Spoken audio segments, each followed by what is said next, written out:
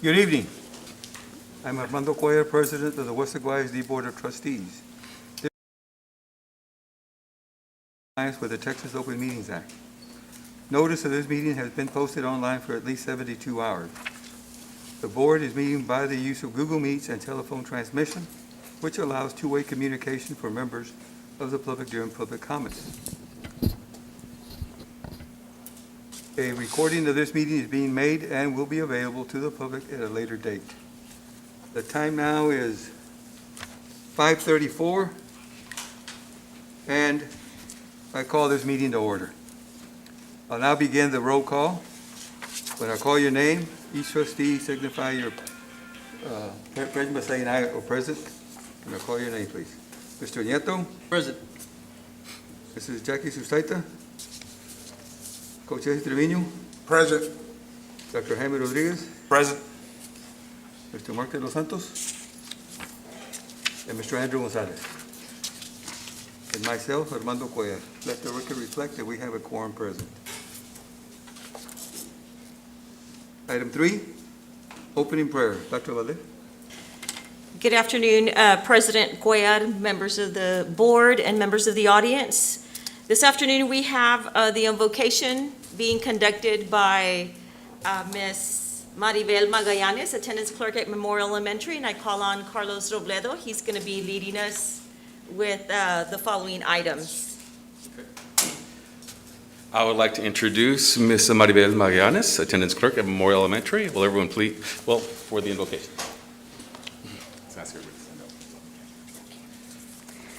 All right. Good evening, everyone. I wanted to thank you for the opportunity to open up in prayer tonight. In Romans 8:28, the Word of God says, "And we know that all things work together for good for those who love God, to those who are called according to His purpose." Will you join me in prayer tonight? Heavenly Father, we bring this meeting before you tonight. We thank you for your presence is here now. Father, we lift up to you the Rio Grande Valley, our school district, our board members, our principals, our teachers, our students and staff. Father, we pray, as you have instructed us in your word, that if any of you lack wisdom, let him ask of God, who gives to all liberally and without reproach, and it will be given to him. So, Father, we thank you for the wisdom and the understanding that will be taking place here tonight to bring your plans and purposes for your people and the school district. In the mighty name of Jesus, we pray. Amen. Amen. Thank you. Pledge of Allegiance, Texas Pledge. Dr. Valdez? Mr. Robledo, you may. Welcome a couple of students from Memorial Elementary. How about a big hand as they come to the podium?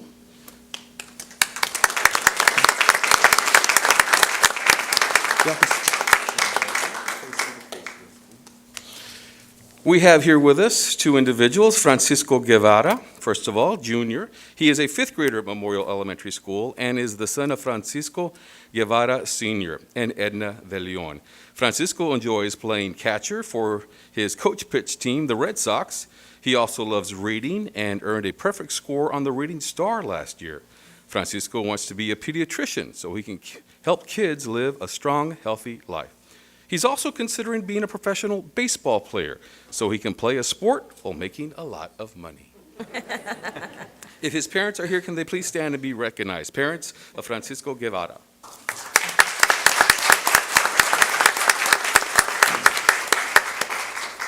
Also with us here from Memorial Elementary is Elena Sanchez, and she is also a fifth grader at Memorial Elementary. She is the daughter of Raymond and Ana Sanchez. Elena loves reading and math. She received a perfect score on the Math Star Test last year and enjoys reading The Warrior series by Aaron Hunter. Elena plays the piano and enjoys singing with her family. She wants to be a veterinarian when she grows up because she loves animals, especially cats. If her parents are here, can they please stand and be recognized? Parents of Elena Sanchez.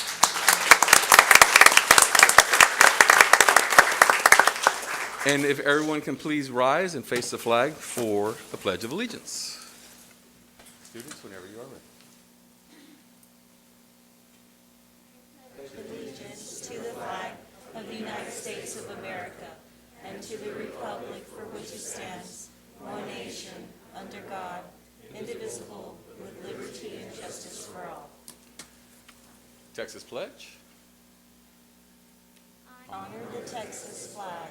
I pledge allegiance to thee, Texas, one state under God, one and indivisible.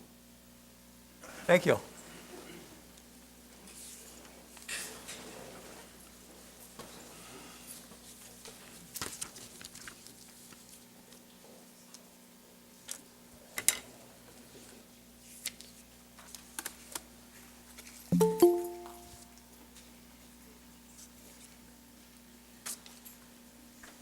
Item 5, awards and recognitions. Dr. Valdez.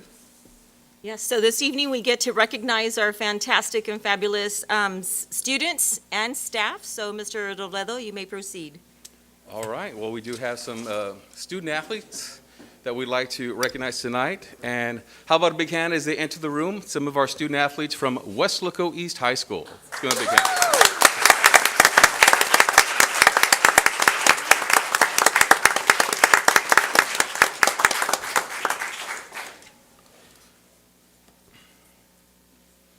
All right, so tonight we want to congratulate several high school athletes who were recently named on the Academic All-State Honor Roll. These student athletes were selected by the Texas High School Coaches Association for their academic excellence. We have some of our students here. Some of them are out. They're participating or practicing in their athletic activities, but we do want to recognize those that are here tonight. And as I say your name, if you could please step forward to be recognized. In cross country, we have Samuel de la Torre receiving Academic All-State Honorable Mention distinction. Not here. We'll move on to volleyball. In volleyball, Academic All-State Honorable Mention distinction goes to Gabriela Reina.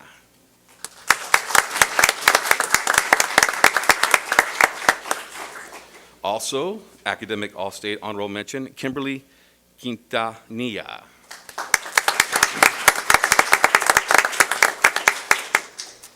Also in volleyball, making academic all-state, first team is Bianca Magali Laraga. She's not here today. In football, we have making academic all-state second team, Josue Morales.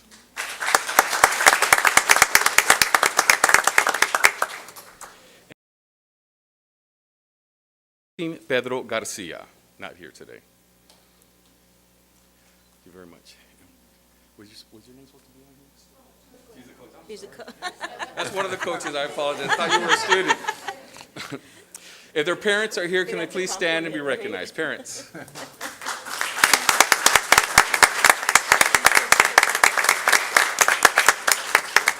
Thank you very much. Congratulations. And you all may exit this way. Thank you. Congratulations. Outstanding. Congratulations. We have a few more recognitions.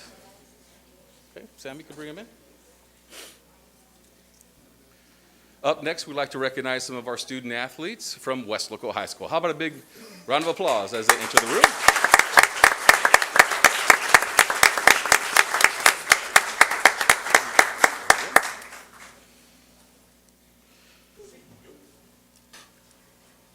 We'd like to recognize some of our athletes in cross country, volleyball, and in football. We'll start off with cross country. Academic All-State honorable mention distinctions go to Derek Rodriguez, who is not here. Give him a big hand. We also have Ana Vela, not here today. And also we have Kennedy Villalpando. I'd also like to recognize earning academic all-state second team honors, Calissa Cavazos. From the boys cross-country team, making academic all-state first team, Rowley Sandoval. We'd also like to recognize making academic all-state first team, Jared Garcia, not present here.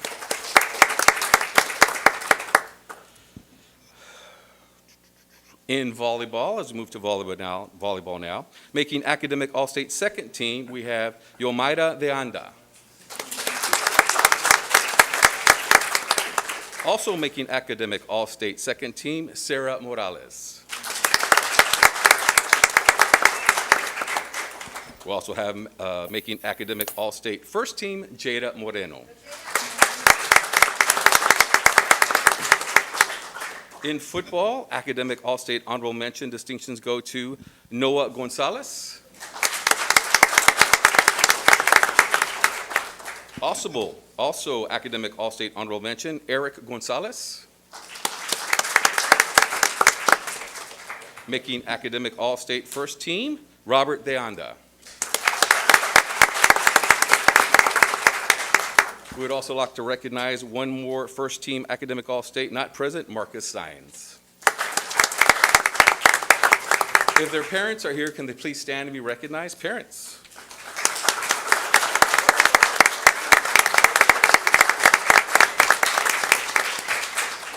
Thank you very much and congratulations once again. Congratulations. Outstanding job.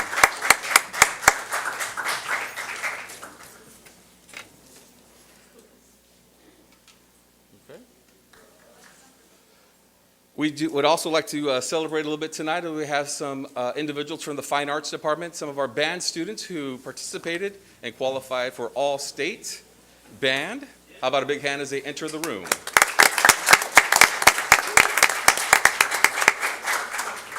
Tonight, we want to celebrate a tremendous accomplishment. 3 Weslaco High School band students recently auditioned for and have earned chairs on the all-state band. We would like to congratulate Isabella Sanchez.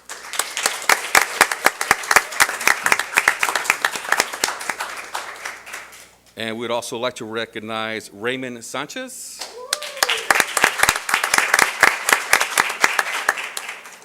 And we'd also like to recognize one more individual. Special recognition goes out to Anthony Ortiz, who was first chair trumpet for the entire state of Texas. Congratulations.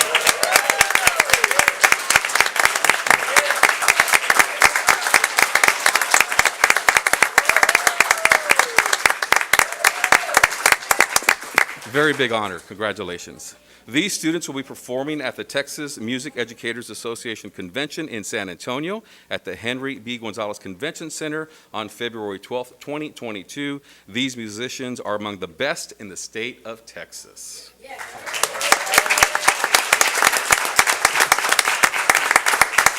We would also like to congratulate their band director, Rodrigo Leal. And if their parents are here, parents, would you please rise and be recognized as well? Parents.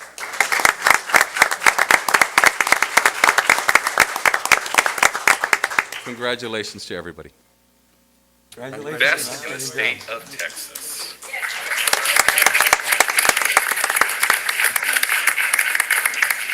We'd also like to congratulate their band director, Rodrigo Leal. And if their parents are here, parents, would you please rise and be recognized as well? Parents.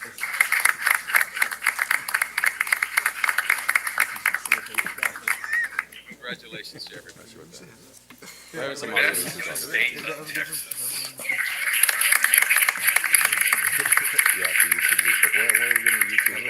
We'd also like to congratulate their band director, Rodrigo Leal. You can move on to the next. Yeah. Okay, good.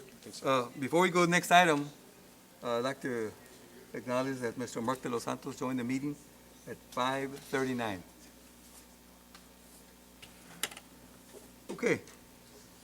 Item 6, recognition of Weslaco ISD School Board of Trustees. Dr. Valdez? So every January, it is Board Recognition Month, and on behalf of Team Weslaco ISD, we want to thank you for your service.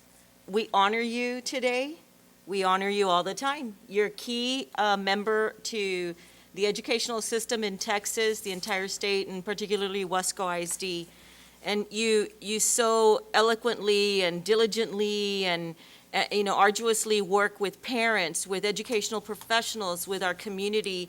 And so today we honor you. We thank you for creating successful learning environments for our students to succeed. And I'll always say that great classrooms begin with great boardrooms. And so we thank you on behalf of Team WISD for your call to serve and be a public servant. At this time, I'm going to call Dr. Sergio Garcia and Carlos Robledo to lead us with the presentations. Want to say something? And then okay. So tonight, we would like to recognize the Weslaco ISD School Board in honor of School Board Appreciation Month. We thank you for the dedication, leadership in public education, and continuing to service the children of Weslaco. In addition to the gift baskets you have received, which are behind you, and the artwork you see on the wall from students, we would like to present to you with a Years of Service plaque. All right? We will start off with Trustee Marco de los Santos, Years of Service 2020-2022.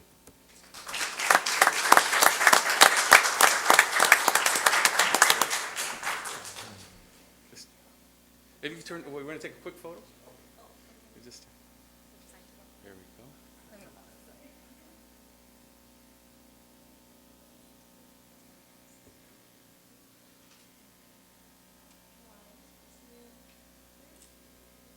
Thank you. Up next, we would like to recognize Board Secretary Jesse Trevino, Years of Service 2020-2022.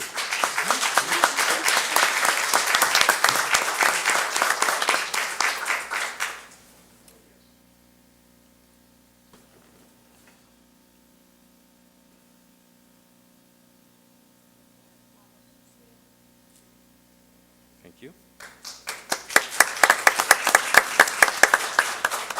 Up next, we would like to recognize Board President Armando Cuellar Jr., Years of Service 2018-2022.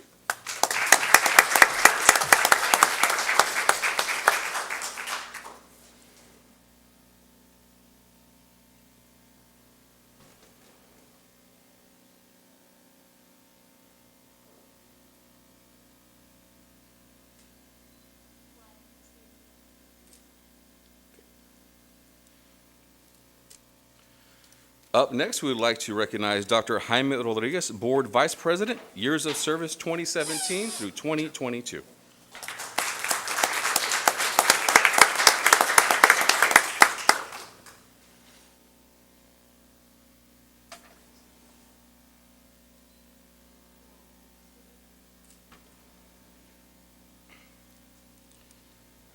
Up next, we would like to recognize Trustee Isidoro Nieto, Years of Service 2014-2022.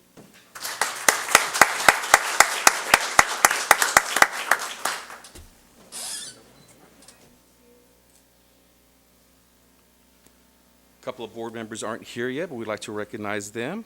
We'll start with Jacqueline Sustaita, Years of Service 2020-2022.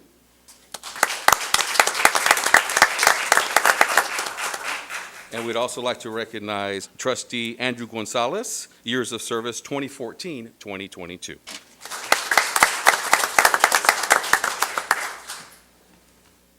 Okay.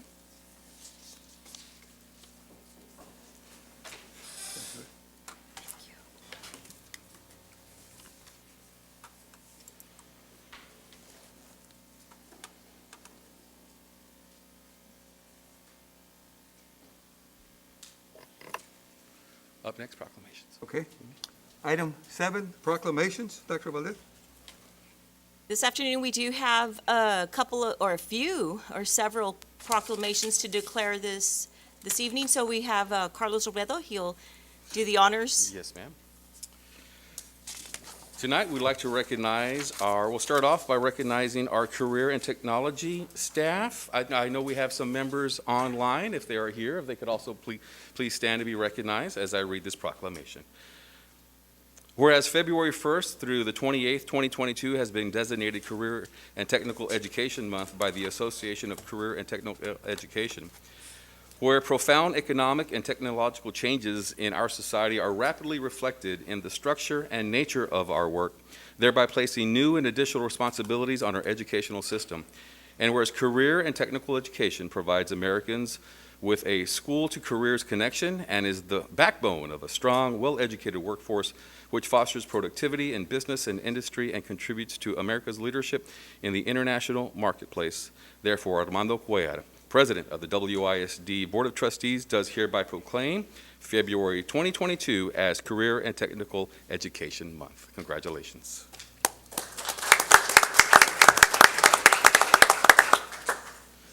Up next, National Guidance and Counseling Week, and we have a few of our counselors who are here. We'd like for them to stand and be recognized, some of our counselors.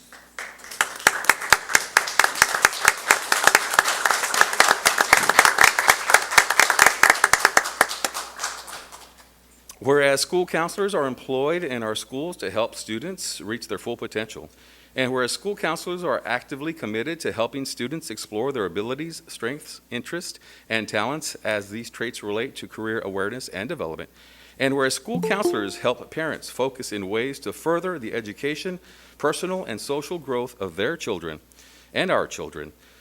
Therefore, Armando Cuellar, President of the WISD Board of Trustees, does hereby support and proclaim February 7th through the 11th, 2022 as National Guidance and Counseling Week. Congratulations.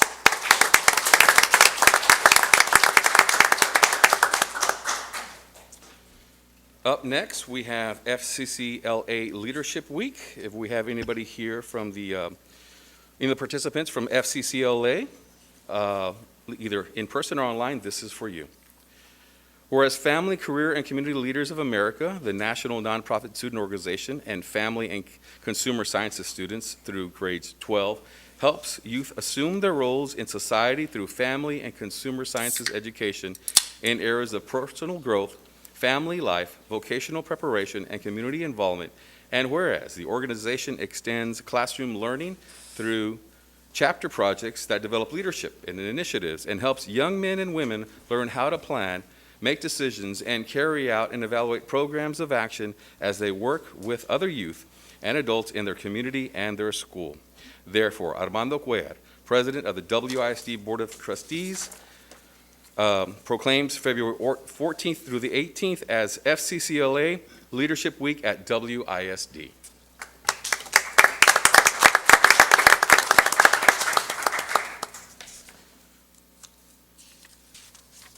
We have one more, Digital Learning Day, which I think every day is Digital Learning Day at Weslaco ISD. But we have a special one here for February 25th. So anybody from the technology department, please stand. I think they're all working.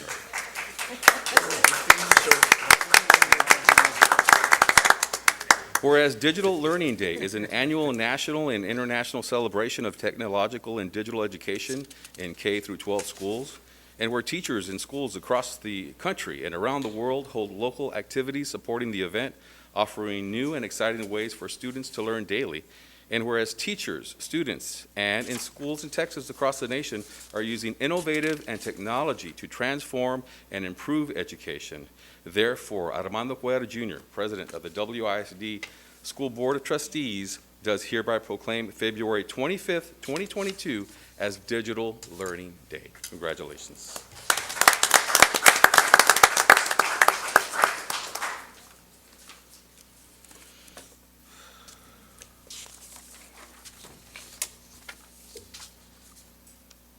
Item 8, public comments. We have one.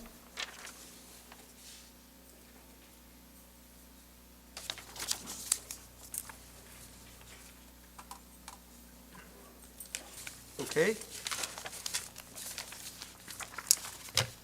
State your name and your address. Diana Garza, 1011 East 10th Street, Mercedes, Texas. Thank you. I'm going to read a little something here, and then we'll give you the floor. Pursuant to the Texas Open Meetings Act, the Board of Trustees may not deliberate on any comment made by a member of the public on a subject that is not included on the agenda posted with notice of this meeting.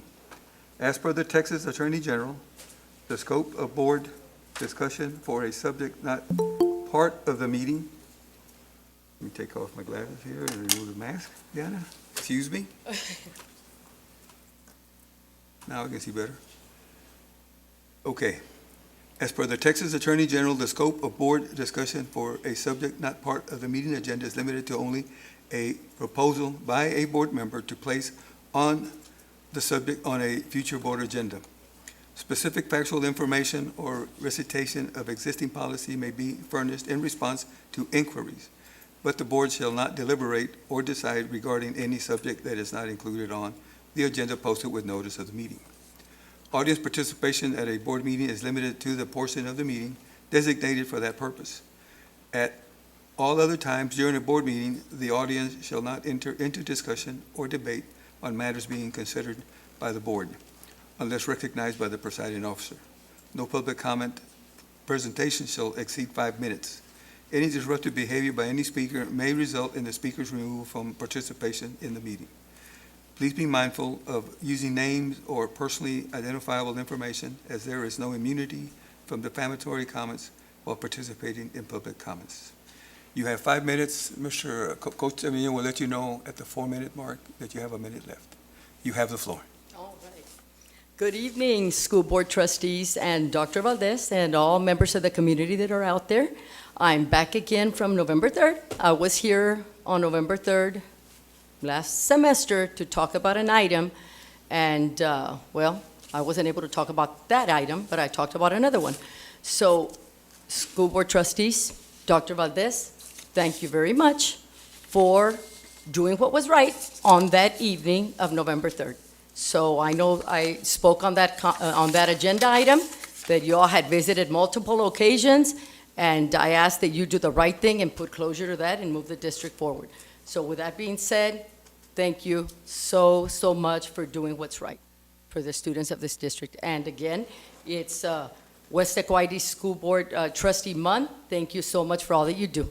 You are appreciated. You're here on your own time and trying to do the best for all students, and we thank you.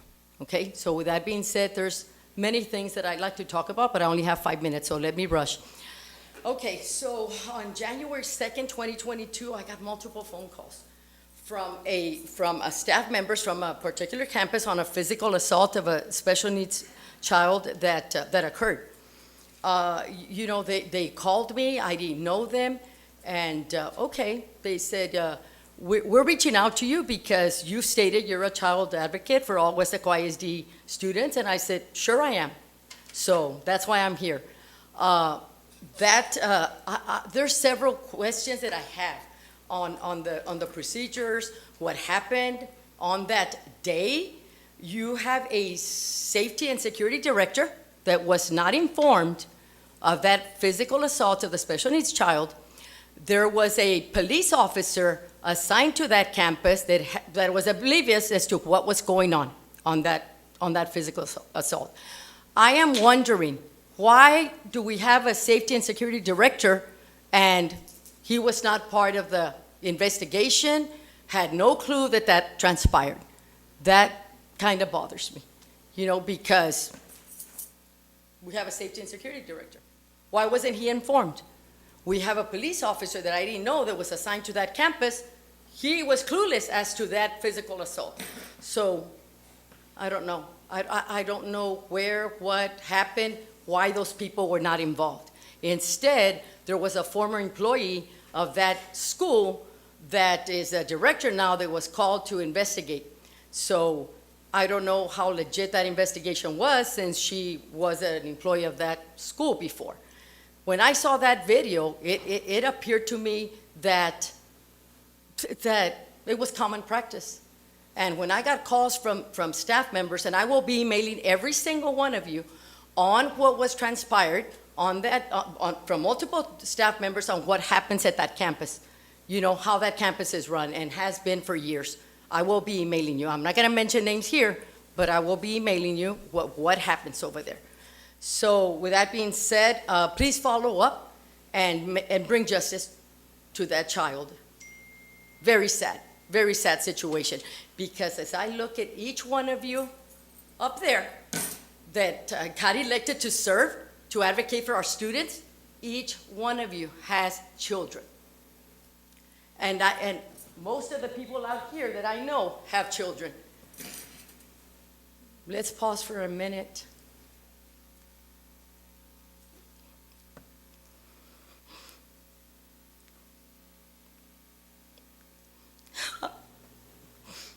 How would you have liked it for that to appear on social media, on the news?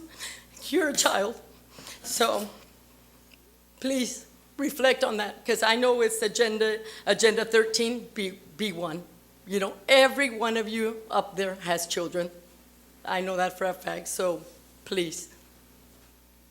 I know you're sitting there for a reason, and it's to advocate for all children, especially the special needs children that have no voice. That's one of the concerns. The next one is, you know, there's need. We lost a child. That's very sad. You know, as we all know, on January the 6th, we lost a child. There is need for our counselors to do what they were hired to do. Okay, not to be doing testing and putting the counseling aside, as we have it at campus that I'm well aware of, where it's my campus, my rules, I'm going to do what I want. 5 minutes, Diana. Oh, my goodness. Okay, well, we will continue, you know, with an email, and I will voice the rest of my concerns. But thank you so much. Thank you for doing what is right and what you got elected to do. I appreciate you. God bless. Thank you, Reverend.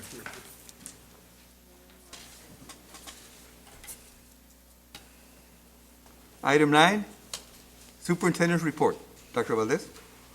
Thank you, Mr. President. Our superintendent's report this afternoon or evening now consists of just one topic. So if we could proceed to the previous slide, Mr. Trevino, the previous. We are focusing on COVID-19 information and updates. And the next slide. So we're going to hyper-focus on that today.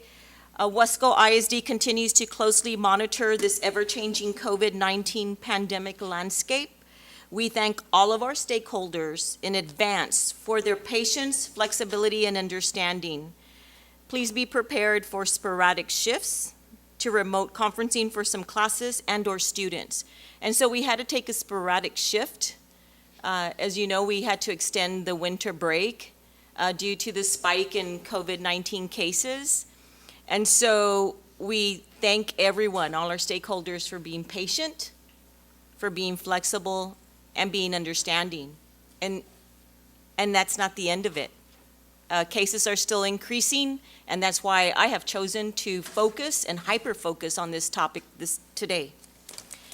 The next slide, please, indicates from the CDC, this is December 2nd, 2021, a map indicating the cases from low to high throughout the country. And notice the colors, right, on that legend. And then the next slide indicates January 3rd, 2022. And you see that shift that happens within just 1 month.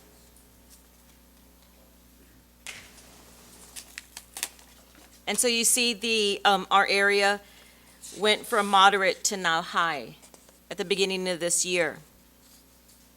The next slide indicates COVID-19 data specific to Hidalgo County. And you see the date starting with December 10th on that table with daily COVID cases down to January 18th. And you see how it starts on December 10th with 110 cases, and then you see a spike, and it peaks at 530 cases January 11th, just last week. So, and you see a graph there indicating a visual representation of that data. So not only in the country, but in the county, right? In the state and county, we're seeing the increased amounts of cases, which is causing much concern. And the next slide indicates the COVID report for the county as far as hospitalizations, how many in ICU beds, and you have the data there from December 15th to January 17th. And the COVID hospitalization out of total hospital capacity by percent. The next slide indicates specific numbers to Weslaco, and you see the increase in infections, and you see the peaks and the valleys on that bar graph from December 5th to January 16th. We are starting to see a decline, the decline starting in the northeast of our country, and it's now starting to decline a bit, but it's still at alarming numbers compared to what we're used to seeing. And so when we hone in now on the next slide, this is specific to Weslaco Independent School District and a summary of active COVID-19 cases, and then you'll see it by campus. So we have a total amount of students of 15,757. We have 582 positive cases confirmed as of today. That's 582. We're hitting 600 cases of student cases, confirmed positives. Weslaco ISD total staff, we have 2,278 positive cases. So those are staggering numbers. We never saw that during the fall semester. And then on the next slide, you see the cases listed by campus. And so you see the summary by school and district. So 684 total cases. The next slide indicates a data table illustrating or showing the number of COVID-19 cases in a few of our Rio Grande Valley districts. You see Harlingen, Donna ISD, McAllen, Edinburgh, PSJ, and Brownsville, just to give you an idea of our neighbors, and they're experiencing the same spikes as we are.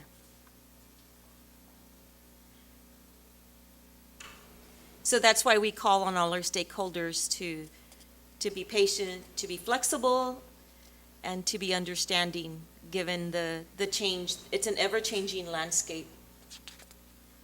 The next portion of the presentation, I'm going to go into our protocols. And just to give you an idea, there's confusion throughout the country. It is not just confusion in Weslaco, it's confusion everywhere.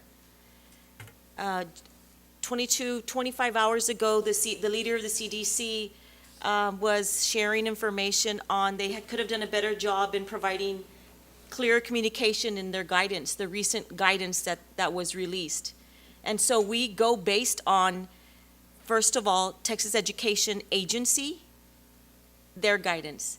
So if you look at this slide, this is a screenshot of TEA's website on coronavirus COVID-19 support and guidance. And everyone has access to this so they can know exactly what school districts in the state of Texas are to be implementing.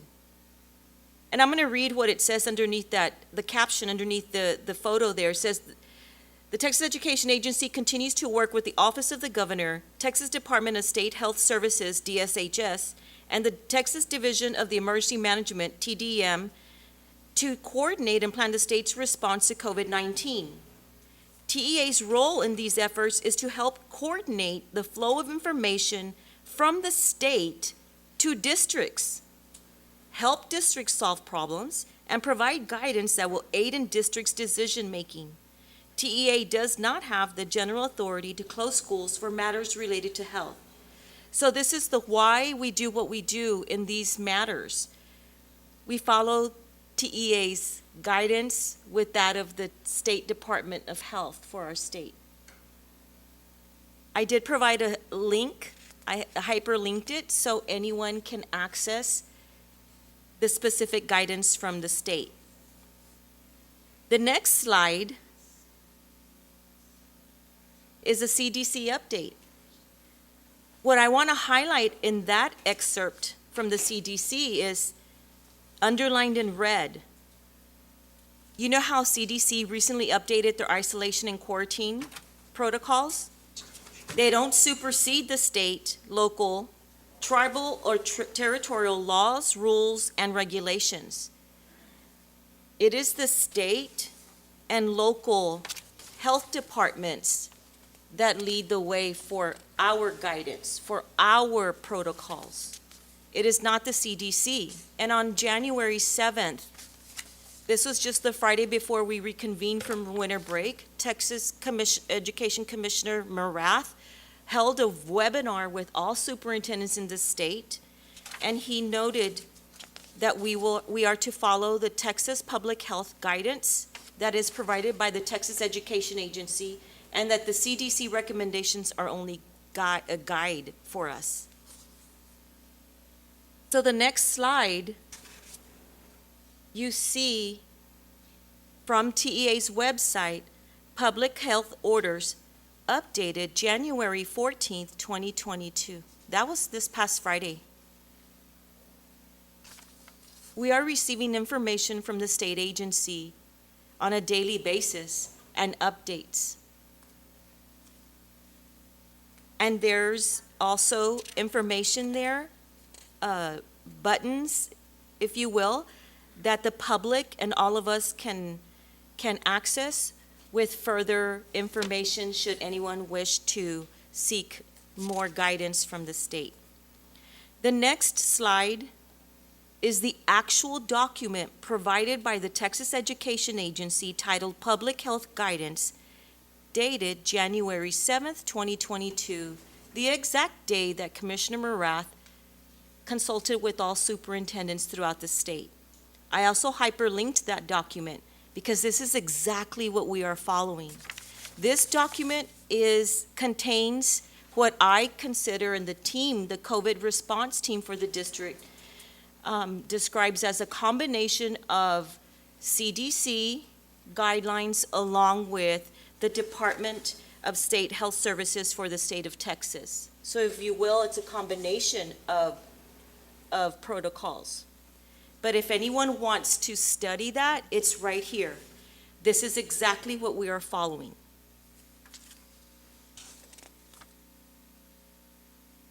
The guidelines that we're following are pretty much the CDC's guidelines, with the exception of one, which is students who have COVID-19.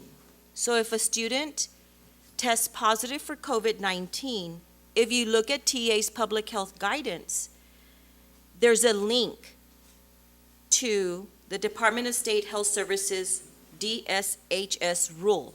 And on the next slide, I took a screenshot of that website.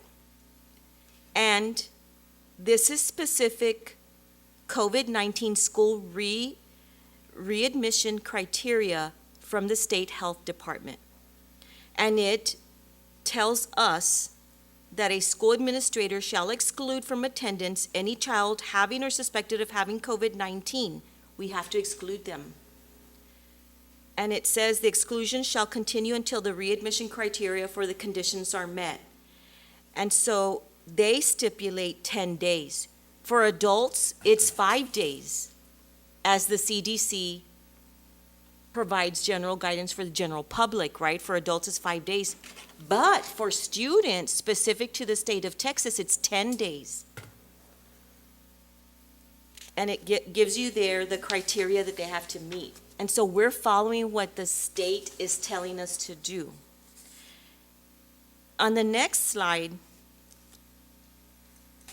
we did add, as far as for Weslaco ISD, if the individual has symptoms or tests positive before COVID-19 and wants to return to school before completing the above stay-at-home period, the individual must either A, obtain a medical provider's note clearing the individual for return, or B, obtain an acute infection test at a physician's office, approved testing location, or other site that comes back negative for COVID-19. And that's specific to our district. We felt that the COVID-19 district response team felt that should they obtain a medical provider, the medical provider's giving them clearance, they can return. Okay, so if you saw TEA's public health guidance, it's a bunch of text, right? Listed. It's quite challenging to follow the guidelines. And so what we're trying to do as a district is try to make documents and any visual representations, flow charts, if you will, for the public to understand as far as the protocols. So the next slide shows some of the work that the team has done. This is through our PR department, through Carlos Robledo, under Carlos Robledo's leadership, with the COVID response team's work. We do have a specific guidance for students and then one for staff. And so you see if you're this, then this. If you're this, you have all the different scenarios, and that's what makes it very challenging. Now that you have vaccines available, some people are up to date with vaccines, some are not. And so that calls for different steps to take. Some individuals are test positive, some are close contacts. Do you meet the definition of a close contact? All that comes into play, and every scenario is different. Every case is considered on an individual case-by-case basis. That's why it's not so easy to answer questions on, is it 5 days, 10 days, is it this, is it? Because it all depends on the individual and the individual circumstances. On the next slide, we also provided a flow chart. This is for students. So we're trying to make it as easy as we can for the public, for anyone to follow along. And then the next slide is the flow chart for staff. In your packet, I didn't add this slide, but on the presentation, everyone can see that we even added a calendar, a return to work date for staff who test positive. So that way it gives them some kind of guidance on, okay, on this day I tested positive, that's day 0. So day 1 starts the next day, and it gives them an idea of when to return back to work. So we're doing our best that we can to be as clear, to communicate effectively and efficiently and in a clear, concise, and consistent manner, so that way everyone's on the same page. Okay, so we hope that's helped. If you go onto the district's website, you'll get a pop-up with the protocols, the one-pagers. So that should be helping everybody. We sent these documents to all faculty and staff, so that way they know. So a lot of the stakeholders already have this information, and keep it handy. Everyone has to keep it handy, because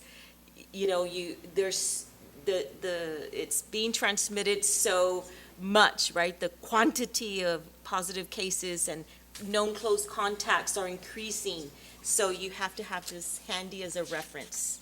Dr. Valdez, Yes. at each campus, I'm assuming that each nurse makes the final determination whether a student or a staff is positive and then quarantine for a number of days and all that? Yes, they provide guidance. Okay. Yes, the nursing staff does. We're trying to keep up with contacting those who are known close contacts, because can you imagine the number of individuals the schools have to contact? That's posing a challenge because of the high numbers that we're having. I know in one of the previous meetings that was discussed, and I just want to clarify, you all said that you would contact trace when available and if possible according to staff, but it's not something that's... Yes, we are still doing it. Right, Nurse Kaufman, if you will, come to the podium, please, because we're doing Available. because of the numbers. Right. We're trying to, and it's only in certain cases. Right. I think that we have contact traced everyone that's been positive. As far as children go, the staff, I told the nurses, we all have a dedication to contact tracing because it's ethical part of our job. We know we don't want anyone out there to get sick and not know that they've been exposed. So it's real important to the nurses. And they're staying late, they're working on the weekends, they're doing everything they can to make sure everyone has been informed. Informed. Yeah. Okay. Thank you. Thank you. And the next portion indicates the enrollment, right? The average daily attendance. And this is throughout the state of Texas, that attendance is low. So I'm not going to go by each district, but you see there how overall, we are minus from last year to this year in enrollment 827. This is as of January 14th, 2022. And our ADA is down about almost 3 percentage points. But that's as of January 14th. The next slide indicates by level, elementary, middle school, high school, our alternative, our ELF, and then the grand total of the difference in enrollment and ADA.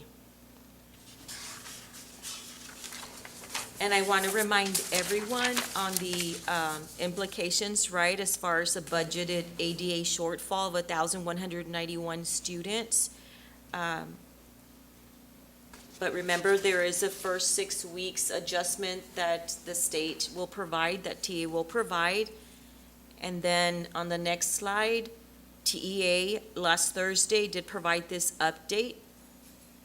LEAs is the acronym for school districts, local educational agencies, have reported to TEA that attendance rate declines continue to occur due to COVID during the spring semester. As a result, the agency is exploring options to ensure school systems will not experience significant financial difficulties, and the agency has temporarily closed the low attendance waiver. So please expect more on this at a future date, and Commissioner Morath is fully aware of the concerns with low average daily attendance throughout the state. If you recall on the next slide, we announced this, it was announced by TEA on November 11th. Remember the first 6 weeks with the Delta variant?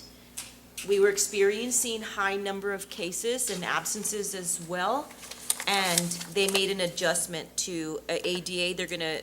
It's a mechanism to adjust, an upwards adjustment to our ADA only for the first 6 weeks, and we may hear in the future, near future, that TA may implement something like this maybe for the spring semester. Okay, so now we've talked about the increase, the spike in cases, the district protocols, our low ADA. That means children, whether they test positive or known close contacts, they're not in school in-person learning, right? So what do? There are 2 mechanisms in place. One is called remote conferencing, and the second one was passed through Senate Bill 15, which is the Weslaco ISD, what we call Virtual Learning Academy, or VLA. Those are the 2 options for our children to still receive instruction. So let's talk about the first one. The first one is remote conferencing. So remote conferencing is a mechanism by which remote instruction can be provided for students experiencing a temporary illness or who have been in close contact with someone COVID-19 positive, okay? So if someone tests positive, a student tests positive, or they're a known close contact, the parents need to reach out to the school. The school is to provide remote conferencing. And we did hyperlink the remote conferencing FAQ. It can lead parents there to any questions or staff that have questions regarding the remote conferencing. There is criteria that must be met, and that's on the next slide. But we want everyone to know that instruction can still continue, even though your child may be at home 5 days, 7 days, or up to 10 days. They can get up to 20 days in this school year. So the 2 requirements are that the student is unable to attend because of the temporary medical condition, and they can receive a total amount of no more than 20 instructional days. In addition, one of the following requirements must also be met. The temporary medical condition has to be documented by a physician licensed to practice in the United States. And the documentation must include a statement from the physician that the student is to remain confined to their home or to a hospital. And the student has a positive test result for a communicable condition listed in Chapter 25 of the Texas Administrative Code, subsection 97.7. So COVID-19 falls under that. So please know that although some children need to be home, they're either quarantined or isolated, we still are providing instructional services via remote conferencing. Some of our Weslaco ISD children receive special education services. So the next slide asks, can special education students participate in remote conferencing? And what are the requirements for special education students to participate in remote conferencing? The answers are yes. It comes down to the student's ARD committee. ARD committee is the student's admission, review, and dismissal committee. So they must have determined in a manner consistent with state and federal law that the remote instruction to be provided is required for the provision of FAPE, which is free, appropriate public education, and the ARD committee must have documented that determination in the student's individualized education program, otherwise known as IEP. So the student's committee has to come together. But yes, they are provided the remote conferencing option should they meet the criteria. Okay, so the next slide, I mentioned the virtual learning academy that we have, right? That we launched in the fall semester. There are key differences between remote conferencing, that's for a temporary illness, like COVID-19. I tested positive for COVID-19. I'm a student, my mom, my dad, somebody, guardian needs to call the school and tell them of the outcome of my medical condition, and then that triggers the remote conferencing. The local remote learning program through Senate Bill 15, our virtual learning academy, that's through an application process. Remember, we can only have 10% of our kids participate in that, and that's for students that have a temporary or long-term medical condition. But there's stricter criteria to gain acceptance into the virtual learning academy, but everything is there laid out for everyone. If anybody has any questions, they can always call the campus or call central office. Let's go to the slide with remote conferencing or the virtual learning academy numbers, so we can update the Board of Trustees and the public how many students we have participating in remote conferencing and how many are participating in the virtual learning academy. You have the numbers there broken down by campus. Remember, remote conferencing, that's if you test positive, you can stay home and receive virtual remote learning. You have the first semester counts and then the second semester counts. So let's look at Weslaco High School. First semester, they had 123 students who were provided remote conferencing. And now, semester 2, just starting off this semester, which we just started, 334 have qualified. Whether they're positive, COVID positive, or known close contacts, or any other situation going on with a medical condition. So those are the numbers. To your right, you have the Virtual Learning Academy. In elementary, these numbers have stayed pretty consistent. We have 214 students with elementary Virtual Learning Academy, 53 middle school, and 20 high school students participating. So that's student information. Let's move on to staff information, which is the concern that we have a spike in numbers. Yes, we understand children will fall ill, and we have mechanisms in place for them. However, when staff gets ill or become known close contacts, that's when we may have sporadic shifts in providing services, right? So look at the counts just from Monday the 10th to today on the number of staff absences. Look at Monday, January 10th, the first day back from that extended winter break. There were 299 absences, jobs, if you will. 103 went unfilled with substitutes. So that's the challenge that all school districts, doesn't matter if it's Texas, but throughout our country, that are experiencing. It's the staff shortages. Look at today, we had 292 absent, whether it's COVID leave, personal leave, or sick leave. And we had 92 unfilled open jobs. And so a principals meeting was hosted last Thursday, and we want to thank our campus administrative teams and also central office staff, because we've called upon central office staff to fill in the holes, the gaps where they exist. Doesn't matter who it is, we're sending staff from here to help. We have also relied on, and we thank teachers out there, because we may have to collapse. If this classroom only has 4 students in attendance today, and they need help with, a 3rd grade classroom that there are 20 there today, we may separate the 4 to another class, and then teachers helping with the other classroom that has the 20. It's gonna take teamwork. It has to take all of us working together with the understanding that it's temporary. And when great teams work together, we're there to hold the rope for each other, we're there to lift each other up, and we're counting on everyone in the team to help. And so that's the challenge. That's why we talk about sporadic shifts here and there. We don't anticipate any district-wide closures. There are some neighboring districts that are closing, but we don't anticipate that. But of course, you can never forecast or predict, right, of what's happening given the circumstances.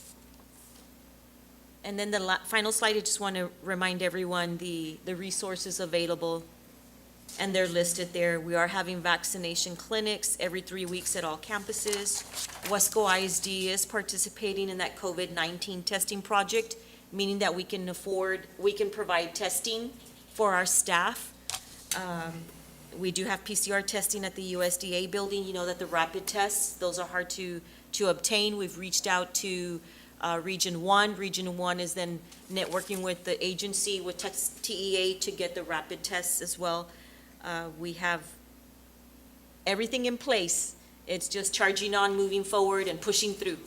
And so we thank everybody for their, once again, for their understanding, their flexibility, and just the ability to pivot at any point. So thank you so much. That is the end of the interim superintendent's report.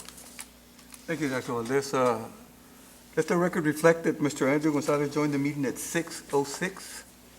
And Carlos has asked for a 5-minute pause to do some corrective work on the audio. Am I correct, Carlos? Correct. Our main receiver in the podium went out right 5 minutes to rewire. We'll take a temporary break. The time now is 6:36. We'll take a little 5-minute break. Yeah. Why does he have ruffles in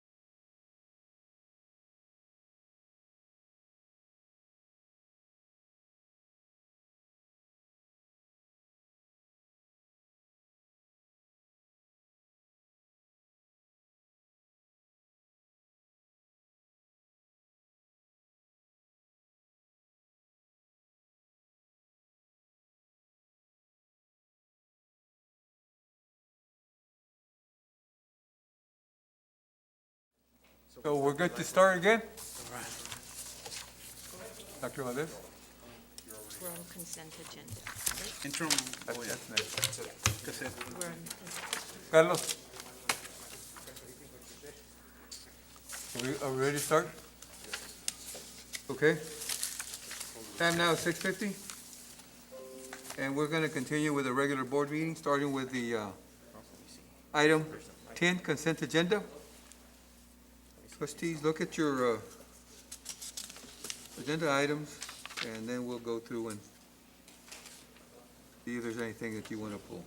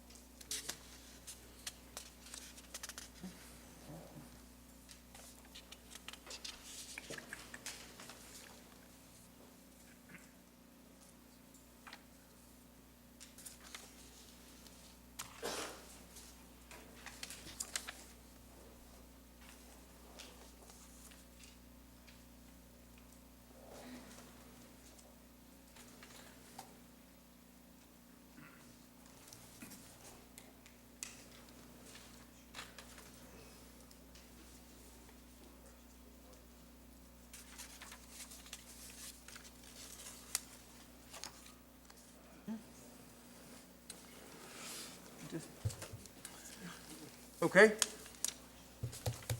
I'll go by and ask board members if there's anything they care to pull. Mr. Nieto? None. Jose Trevino? None. Dr. Rodriguez? None. De Los Santos? None. Mr. Gonzalez? None. And none for me. Okay, let's take it to a vote for your approval. Signify your approval by saying aye when I call your name. Mr. Nieto? Aye. Jose Trevino? Aye. Dr. Rodriguez? Aye. Mr. De Los Santos? Aye. And Mr. Gonzalez? Aye. Okay, motion carries on consent agenda. That takes us to item, Coach Cuellar, you want to clarify, because we didn't make a motion, pardon? we didn't have a motion in a second. I'm sorry, let's, So, just to clarify, okay, just do, for, do I have a motion to approve? so move. I have one from Mr. Nieto and a second by Second. Coach Trevino. Okay, so now we're clear. So now we're clear. So Perfect. we did have a motion by Mr. Nieto and a second by Coach Trevino to approve the consent agenda, and everyone voted unanimously. Correct. Now we'll go on. Thank you for the correction. You're welcome.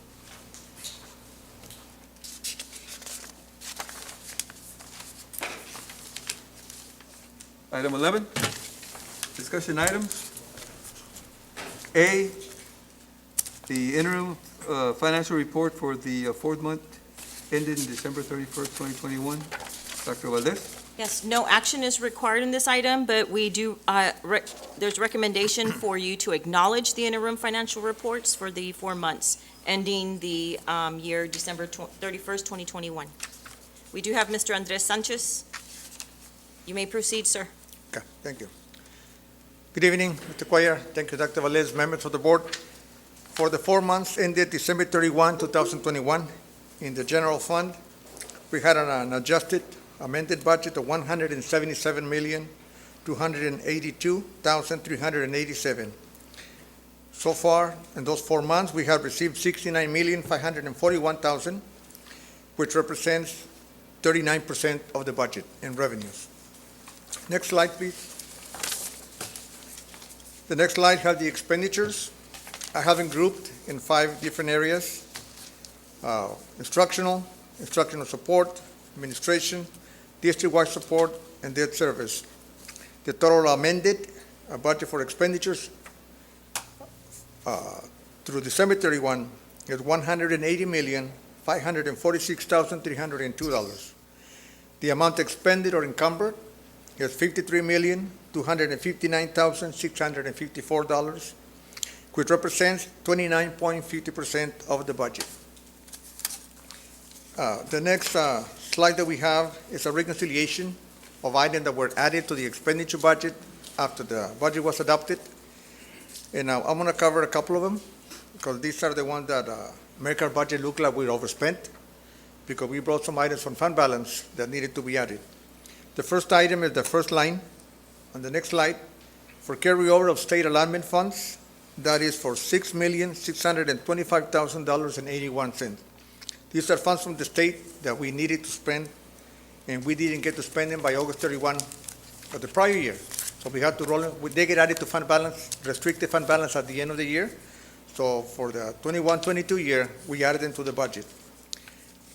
We roll forward purchase orders that were issued, but items were not received through August 31 of 21 for $215,000. And another major item here, we got band uniforms for Weslaco ISD High School, $146,000.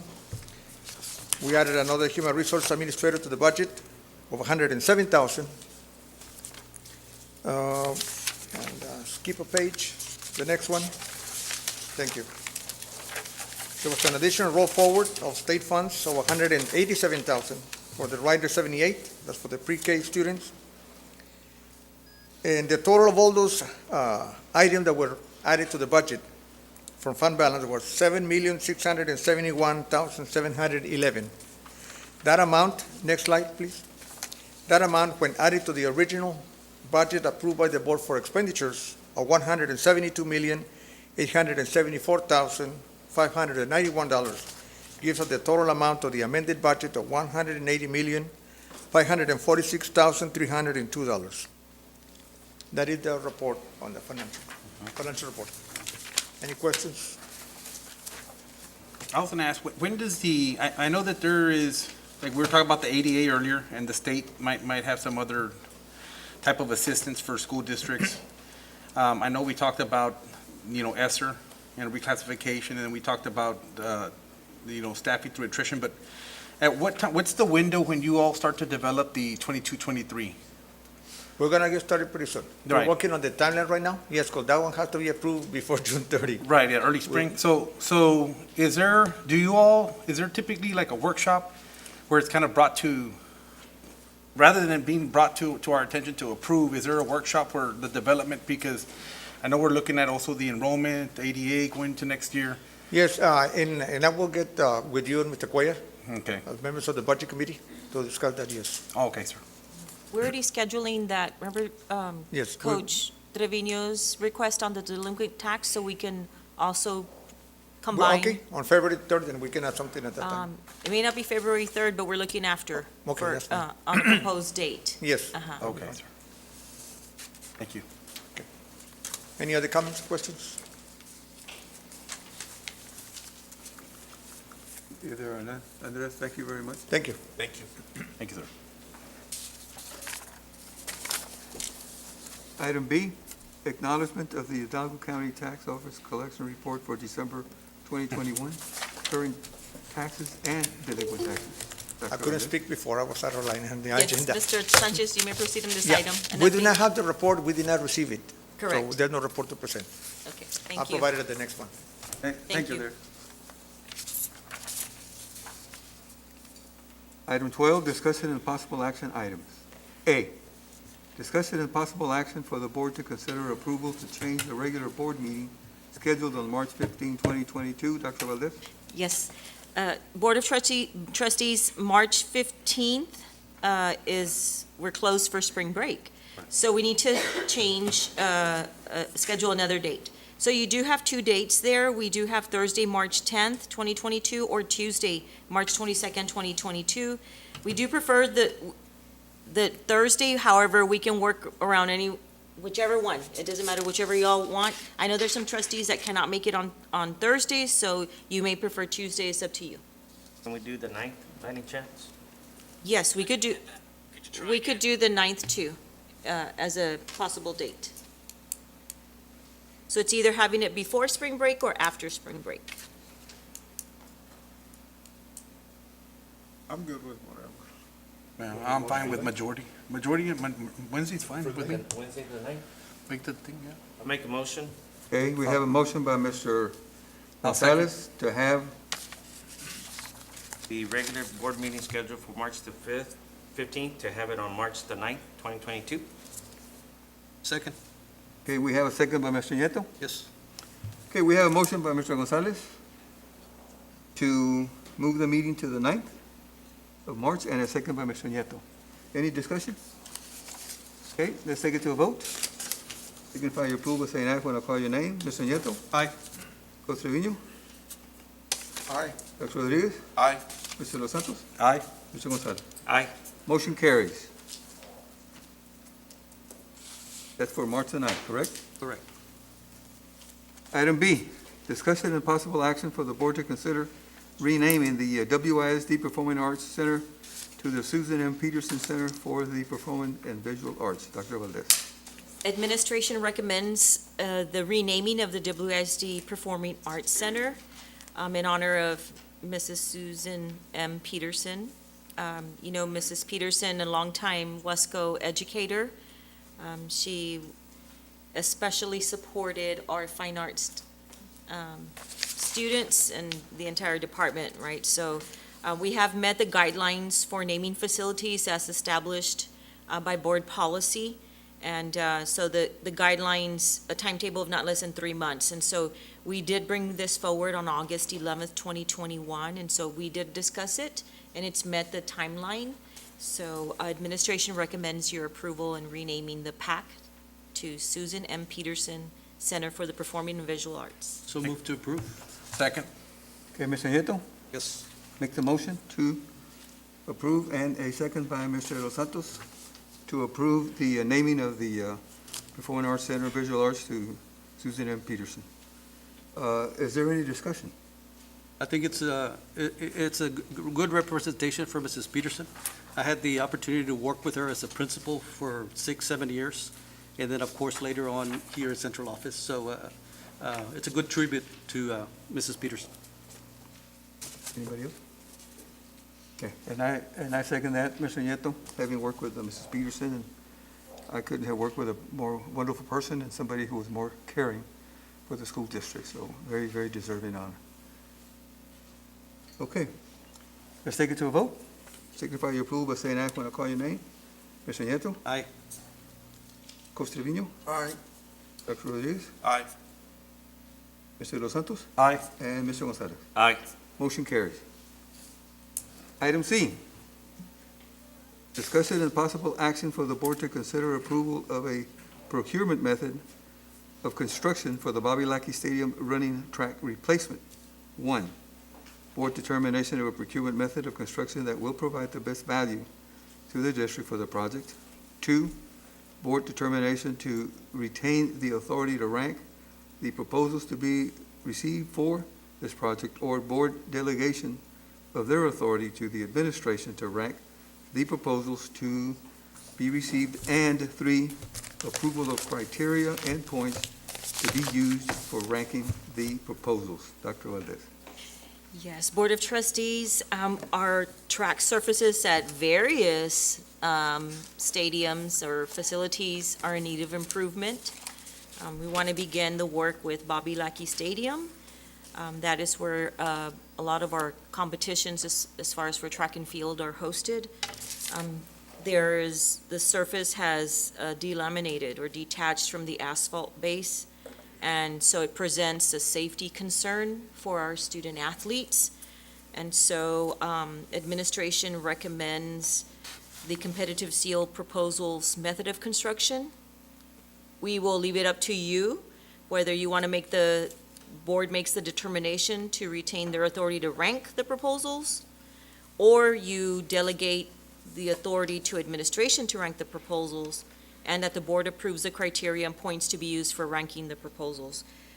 The work is to start May 31st. I did check on graduation dates to make sure that we don't run into a conflict with graduation commencement exercises at Bobby Lackey Stadium. We do have Coach Freddie Rodriguez, our athletic director, here, should you have any questions. I make a motion for the board to retain the authority to rank the proposals to be received for this project.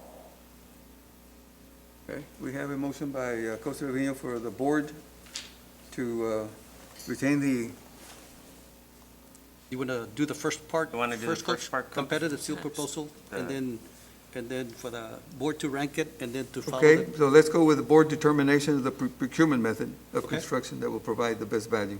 Okay. And to use the criteria, that way we can vote on it. I'll second. Okay, so the motion is, I always hate doing those ones. For us to use a procurement method of construction that will provide the best value and retain, and for the board to retain the authority to rank the proposal is that in order? for this project. Okay, and then we have second by De Los Santos. Mr. De Los Santos. Correct. Okay. Is there any, yes, Andres? Coach Trevino, okay with the competitive proposal method? For, The competitive seal proposals method of Is that construction? what you're recommending? Yes, for the- yes.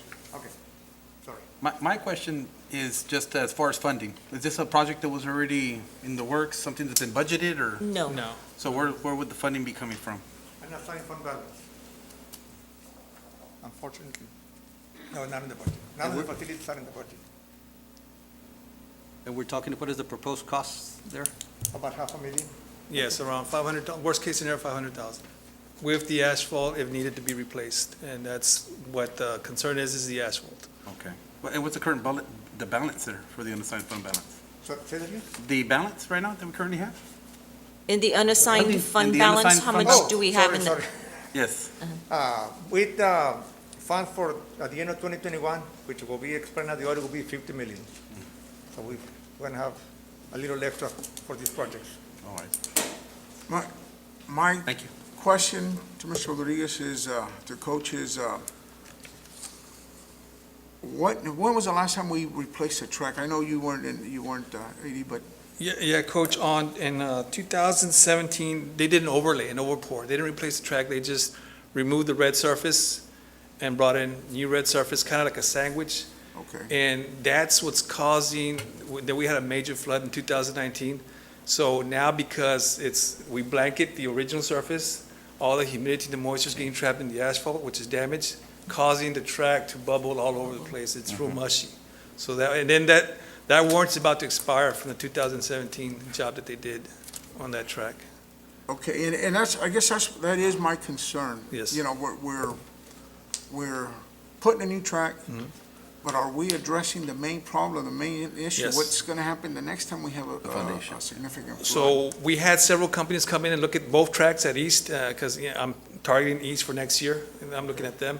And they all agreed that the asphalt is really the main concern, the damaged asphalt underneath the surface that's trapping all the humidity and it's damaged. So that's why we're looking at, we need to go in there. Once we remove it and we see the asphalt does need to be replaced, it's already budgeted with what we have here. If it's not, it'll come out cheaper. But all companies that came in, they said the asphalt is the issue in that track there, that area. So you'll start at the foundation? Yeah, we're gonna start the foundation. Okay. Now, if we can, if everything goes well, we do want to start the first week of May so we can clear out some debris, so we can have graduation, and then continue so we can have it time for football season also. So that's one option that we might have also to look at.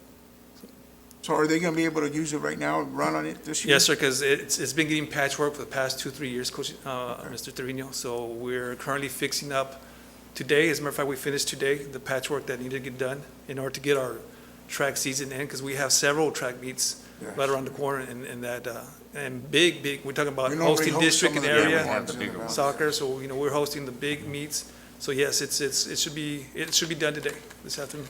Okay. But Freddie, what's the timeline on when they start of it? How long? When do we start the project? How long will it take? It's 3 months. Well, the whole complete project will take around 3 months, 2.5 to 3 months. Now, should something happen, it will probably be right in the middle of the hurricane season. Right. Who knows Yeah. what may happen? Raining season. For the things that we can't control weather-wise, Yeah.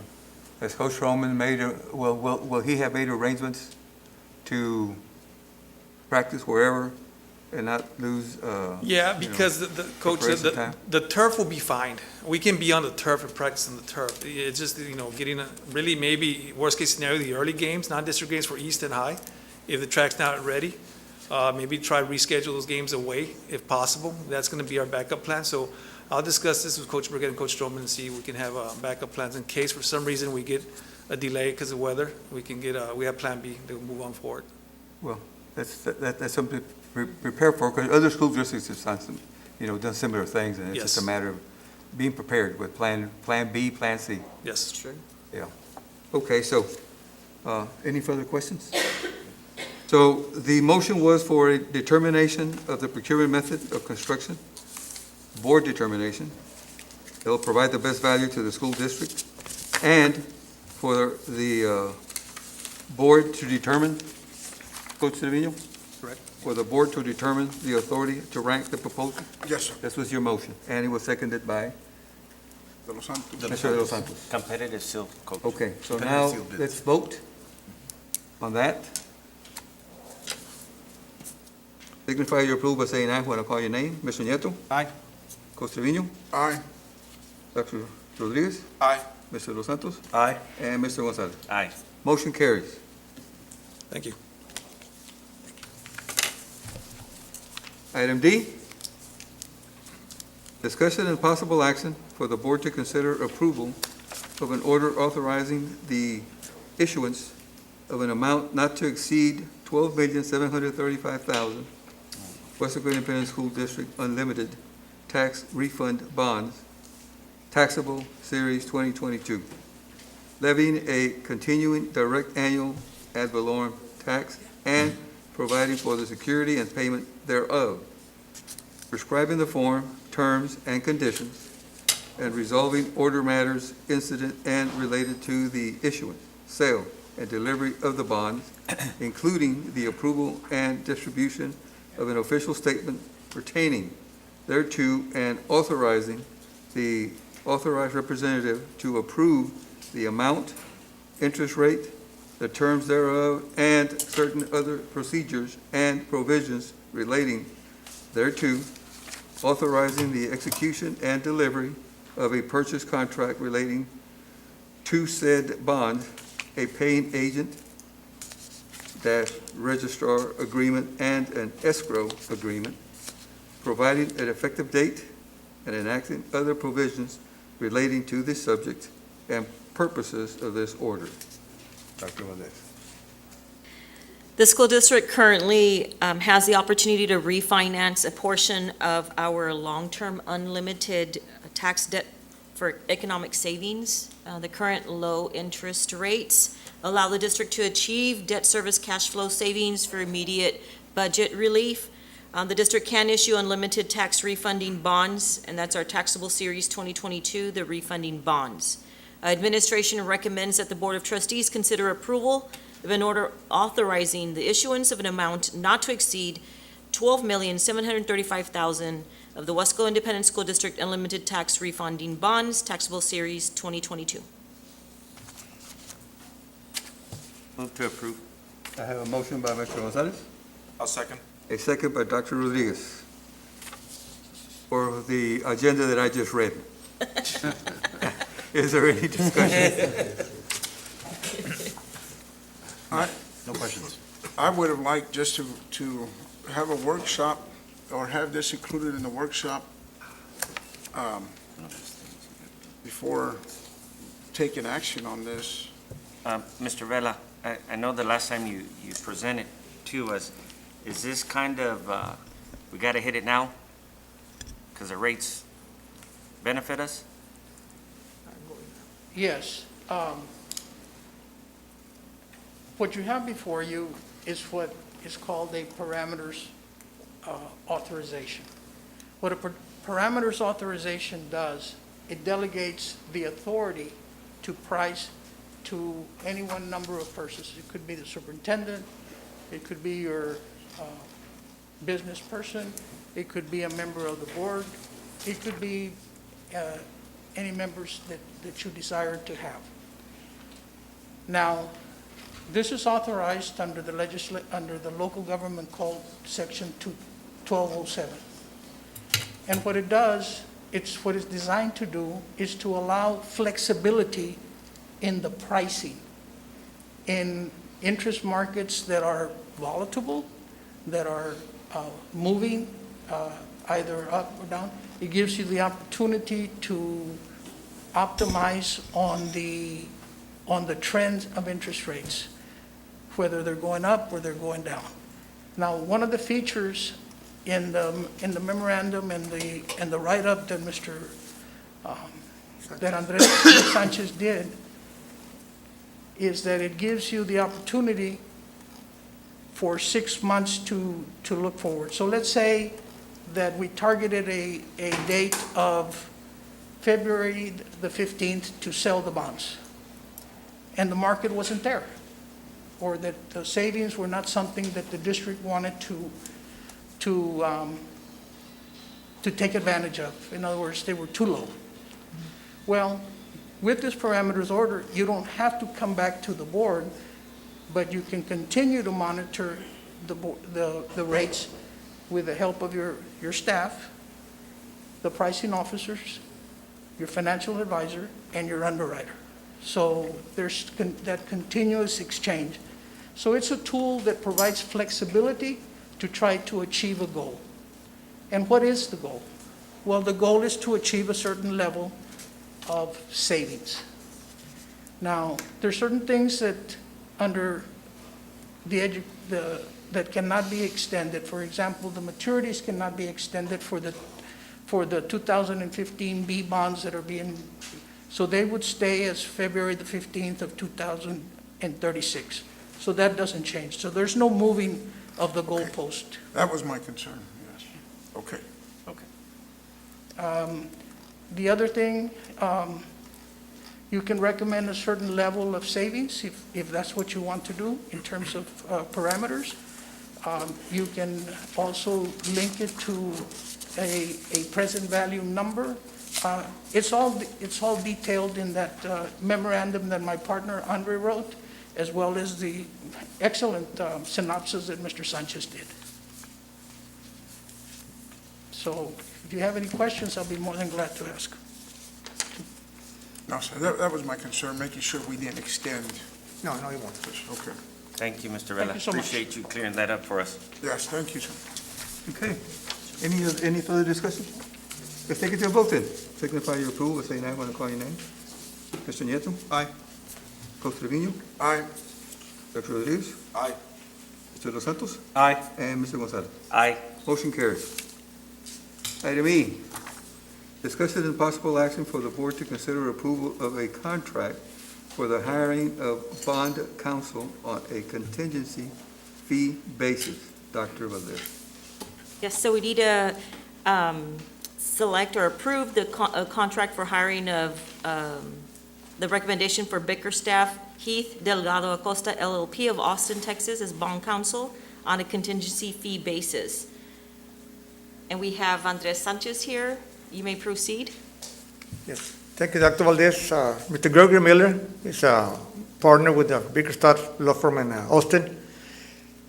He is one of the attorneys that have represented us before when we have bonds or maintenance tax notes. And I understand from Mr. Miller that in 2019, the state legislature, made a change that required now that bond counsels contracts have to be approved when it is a contract contingent basis. In the past, we just said, this is bond counsel, they're working with us, and we went along with everything. They helped us with all the paperwork, go through the Attorney General, evaluate things, and we went with that. Now we have to have a contract in place. Mr. Miller has been working with us on this process for a while, but he needs to have a contract approved by the board. That's why we bring it for the board's consideration for approval. I only have one question, but I'll go ahead and let you speak, sir. Okay, thank you. And members of the board, Interim Superintendent, it's really good to be here tonight with you. I want to clarify that the legislation change in 2019 specifies that local governments need to go through certain procedures to hire contingent fee attorneys. It wasn't targeting bond attorneys. It wasn't about bond attorneys specifically. I can give you a little bit of background about it. There are some plaintiffs' attorneys who represent local governments who went out and did a little too good of a job in suing certain corporations, and so they figured that plaintiff attorneys who need to work on contingent fee should go through an extra level of hiring process.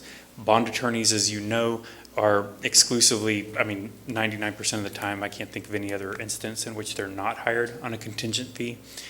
So bond attorneys got swept into this legislation. And what we mean when we say contingent fee is we get paid out of the proceeds of the bond transaction. If the bond transaction doesn't occur, then we don't receive any payment for that.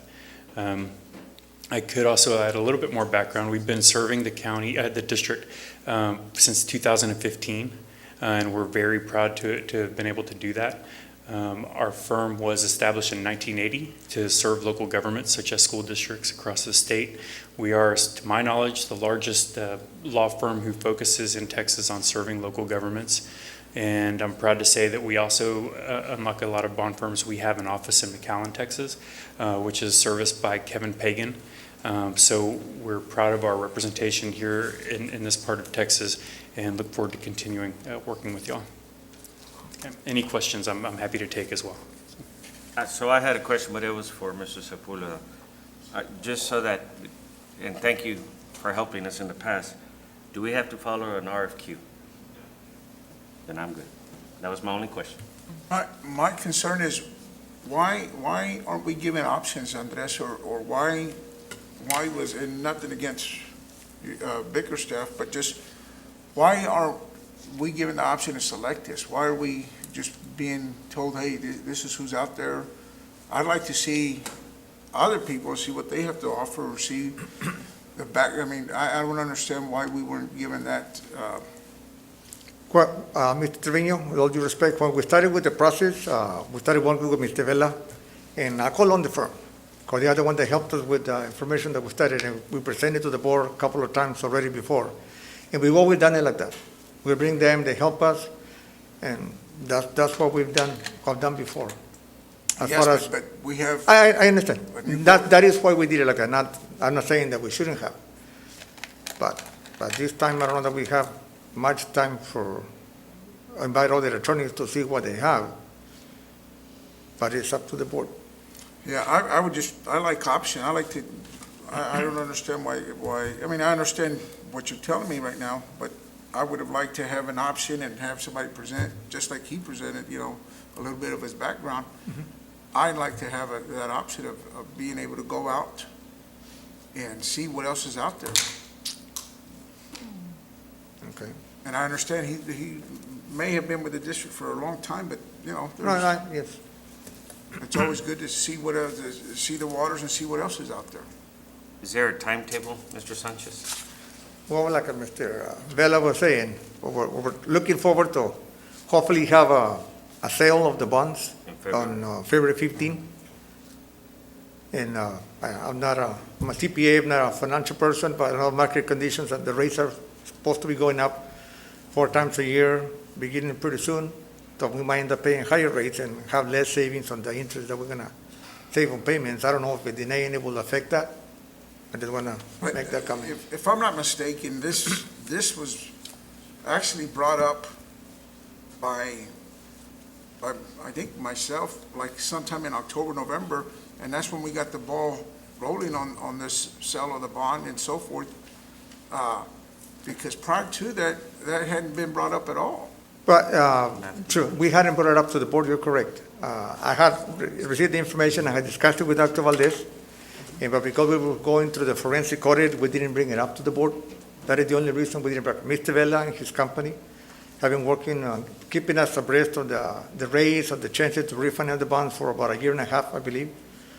And I discussed it with Dr. Canales a couple of times, but again, because of the forensic audit, we didn't bring it up. Yes, sir. Here's my concern, I guess, is if we were, obviously we want to take advantage of the rates, but if we were really concerned about the rates, this would have been presented back then and we would have got the ball rolling on this. Here we are at this point right now, it's sort of just being thrown at us and I don't agree with the way it's being just thrown at us. I would have liked options. Okay? So you let us know what you'd like us to do, So as a board. I know we're not in discussion. Let's make a motion because I'd like to say something in discussion. So Okay. I'll make a motion to approve. I'll Do we have second a it. motion to approve by Mr. Gonzalez? Second. A second by Mr. Nieto to approve the hiring. approval of a contract for the hiring of the board counsel on a contingency fee basis. Any discussion? Yeah, so I'm along with Mr. Trevino, and I think we all feel I think an RFQ should have been done. I know we're butt into February, you know, and we're gonna, for the potential savings.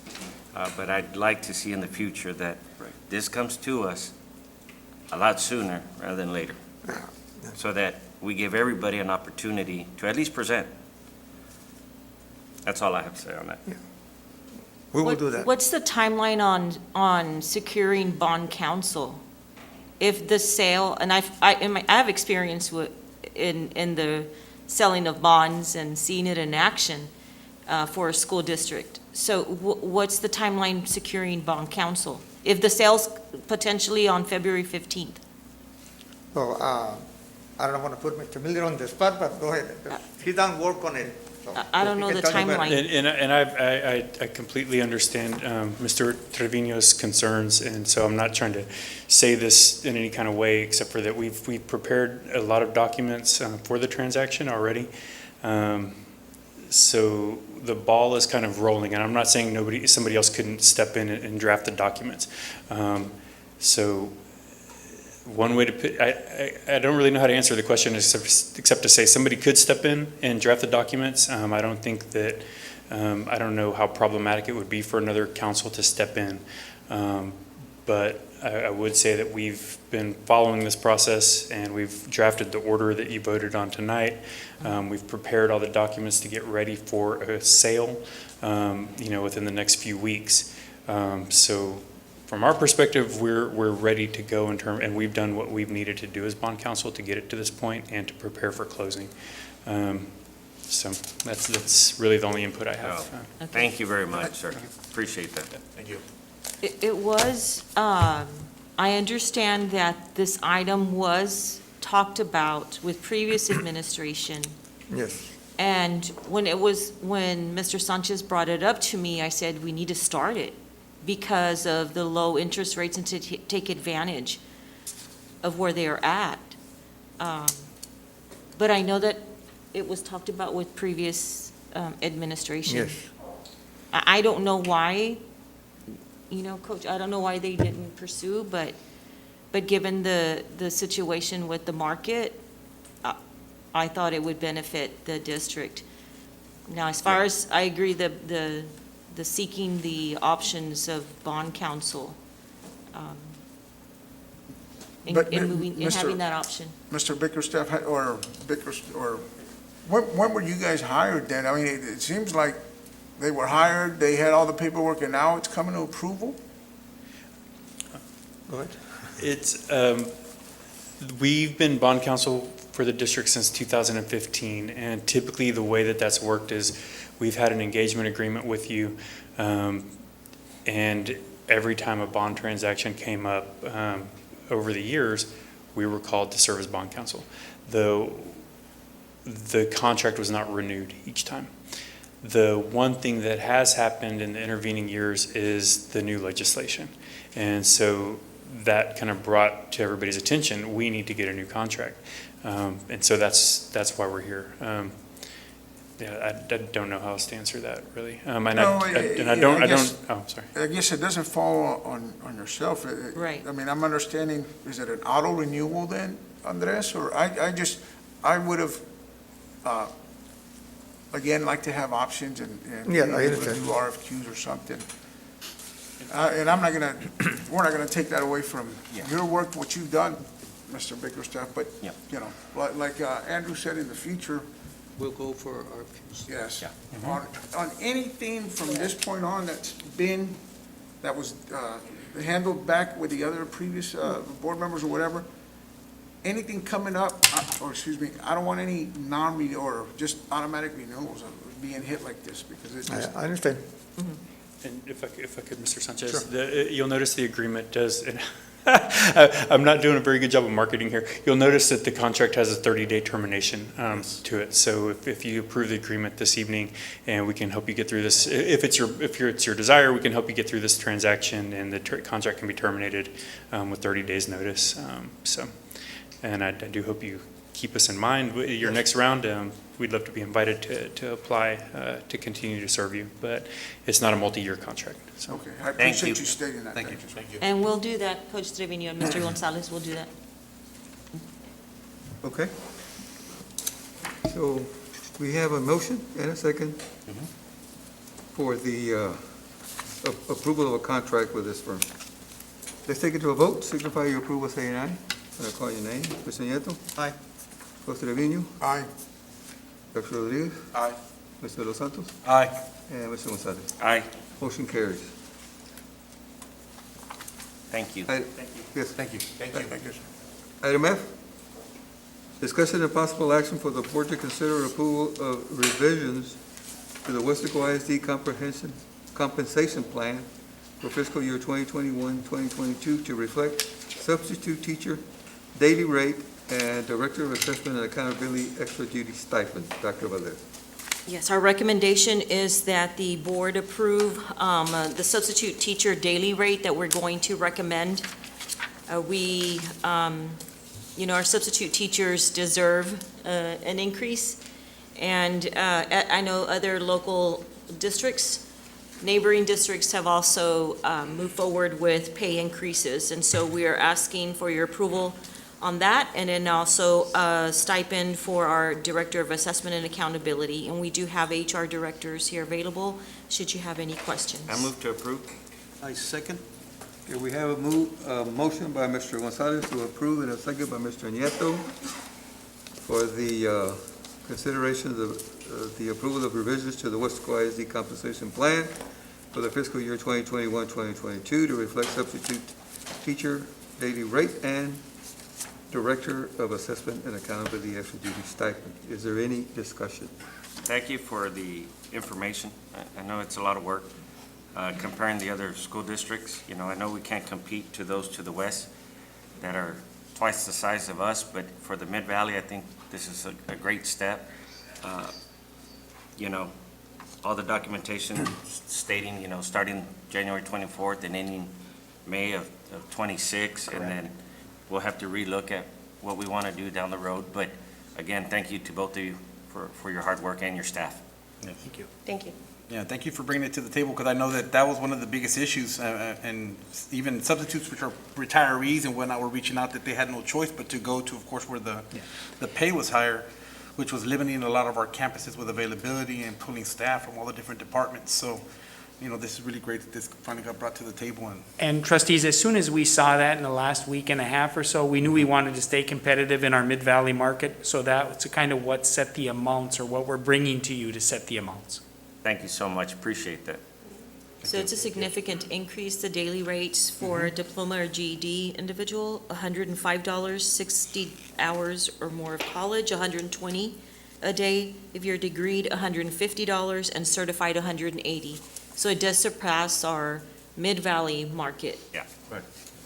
And you can see as part of your packet, we have kind of an advertisement as soon as, again, pending approval.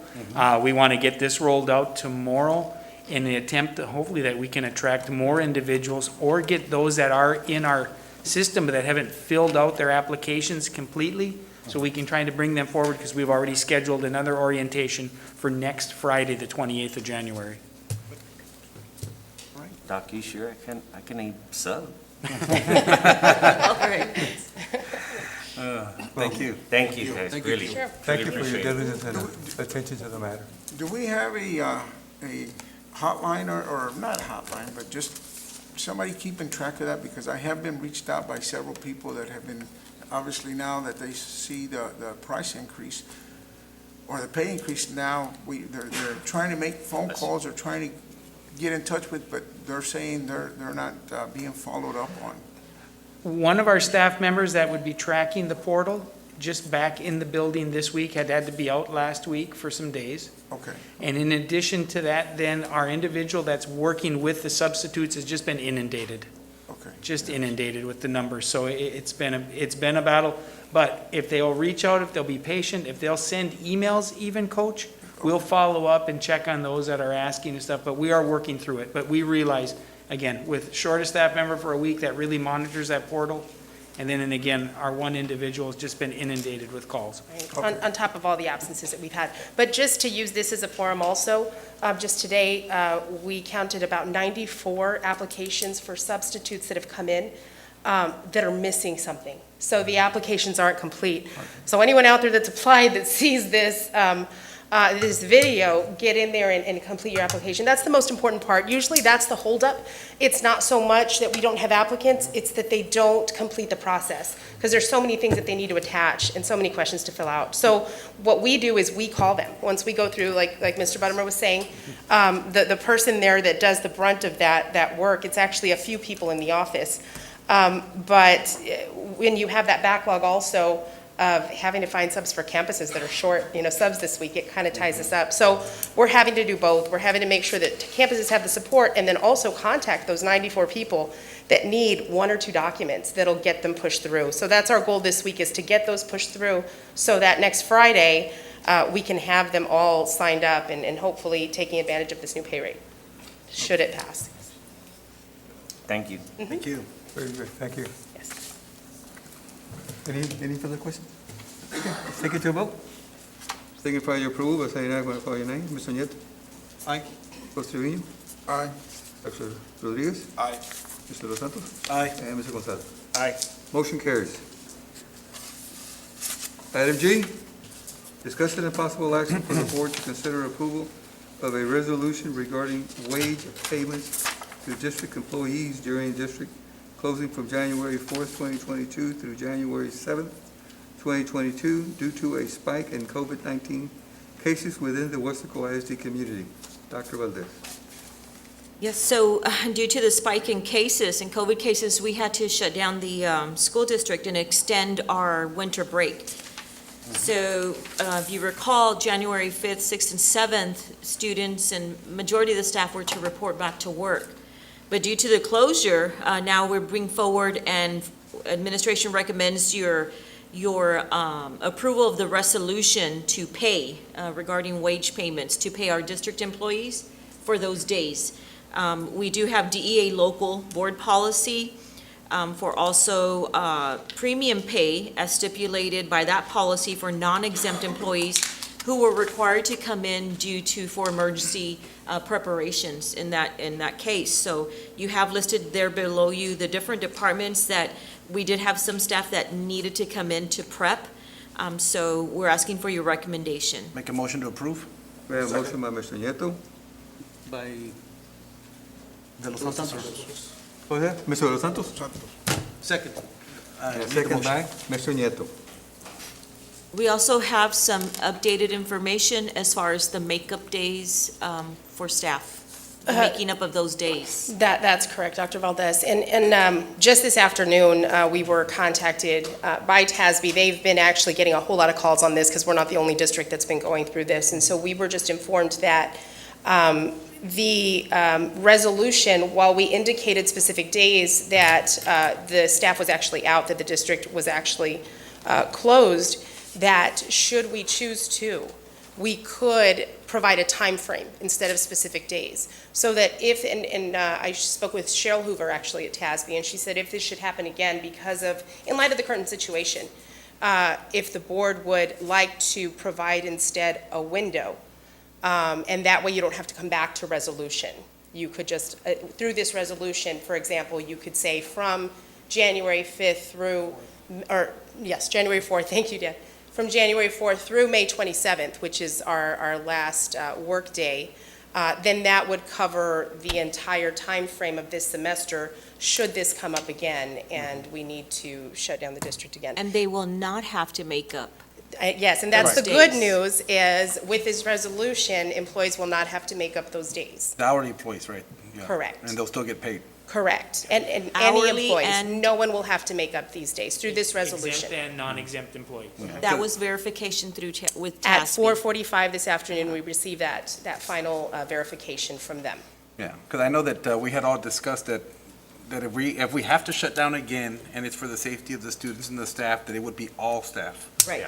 Right, so Correct. that resolution would clear the whole semester. Yes. Correct. If you choose, again, that's not the way that it's written here because we just got that confirmation at 4:45 today. So if you choose to amend that, you could provide a time frame, a range, rather than just these specific dates. I move to approve. this resolution from January 4th, 2022? Oh, we did it already. Oh, you did it? Yeah, we did, we're just. At least, yeah, I'm too slow then. That's right. Where am I? Yeah, we already approved, Except, yeah, so I'd have to rescind it, Yes. and include the. rescind the original approval and say that we're extending this resolution from January 5th, To the 27th. January 4th? Because some Through May employees were to 27th. report January 4th through May 27th. Okay, so we have a rescind to the original motion Right, by Mr. Los Santos. And the motion is right. to add the January 4th through May May 27th? 27. 27th, 27th, yes, sir. okay? Due to COVID spikes that may occur with the Weslaco ISD community. Correct. So I have a motion by Mr. Los Santos. Do I have a second? Second. Second by Mr. Nieto. Yes. I can't hear. Okay, we have discussed this. Is there any further discussion? Okay, let's take it to a vote then. Signify your approval by saying aye when I call your name. Mr. Nieto. Aye. Mr. Trevino. Aye. Dr. Rodriguez. Aye. Mr. Los Santos. Aye. And Mr. Gonzalez. Aye. Motion carries. Thank you all. Thank you. Thank you. Thank you. Thank you. Item H, discussion and possible action for the board to consider approval of a budget amendment in the local maintenance fund to allocate funds in the amount of $167,446 for the payment of DR-1780, PW 287, or is that 2089, 319, to reimburse the Texas Division of Emergency Management for federal FEMA funds obligated as part of Hurricane Dolly. Dr. Valdez. Yes, this is an item that was brought to my attention, and it's been a long-standing item in the district that's been pending. So this is for work that was done out of federal FEMA funds. And some of the work through an audit noted some disallowed amounts for the project. So the district is still responsible for some of those payments, which is one of $56,250, and the other one is $111,195.45 for the total of the $167,446. And so we need to rectify, we need to remedy this by paying that entity back, which is through FEMA, resulting in the disallowed overpayments. So we need to take care of this outstanding amount. We do have staff here available should you have any questions. Yes.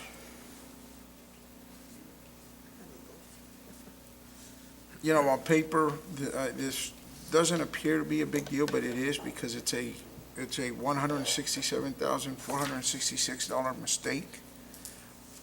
I don't know if you were when it first started in 2008, and then in 2013, there was an audit, and that's when I'm assuming this came to light, is from what I understand. Yes, that's when they did it, and then we got notified So- later on. So, I don't know if you guys, I mean, this is a big mistake that our district now is having to pay for.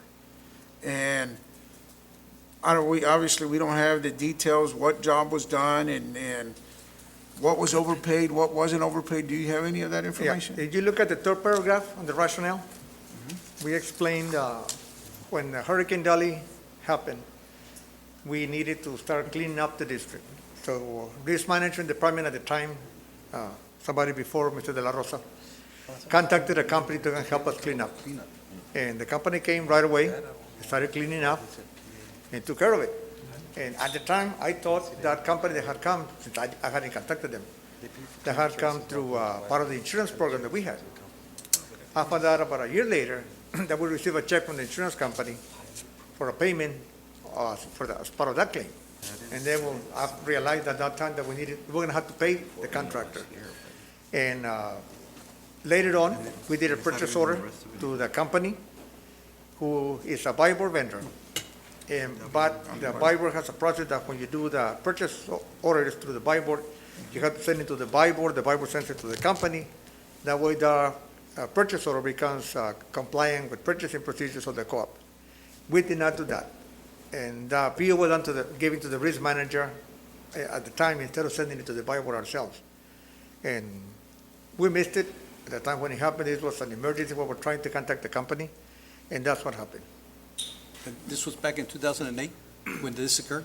Yes. Yes. And if I may, Coach Davian, let me give you a little bit of perspective of how these things work. So anytime there's a major disaster, say a hurricane, any disaster declared by the federal government, FEMA. So as you know, during a hurricane, we do have insurance, yes, but our deductible jumps up to a percentage of the building's value. So there's a big gap between our deductible and when the claim will finally be paid. So what, in this instance, and back in 2008, and Mr. Andres is right, I wasn't here, but I have dealt with FEMA several times since then. So we will apply for assistance through FEMA to cover the gap of our deductible, and then when our insurance actually covers the amount. So there are rigorous procurement processes that we have to follow, and you have seen that we have brought items to the board ratifying emergency purchases that we made as far as the past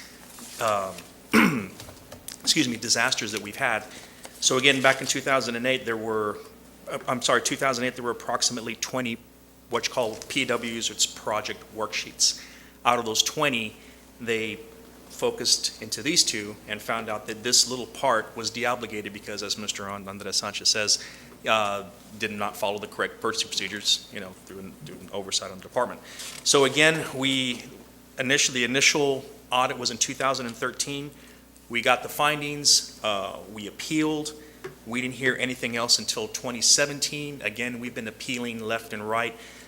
We've been contacting local officials. So we've been fighting this for quite a while. So finally, we got a letter from FEMA that kind of said, hey, you guys are on the hook for this. There is still an opportunity to continue this further. My concern was that I didn't want this amount to impede or interfere with any future FEMA funding or even any future ESSER funding. Because again, we're indebted to the federal government.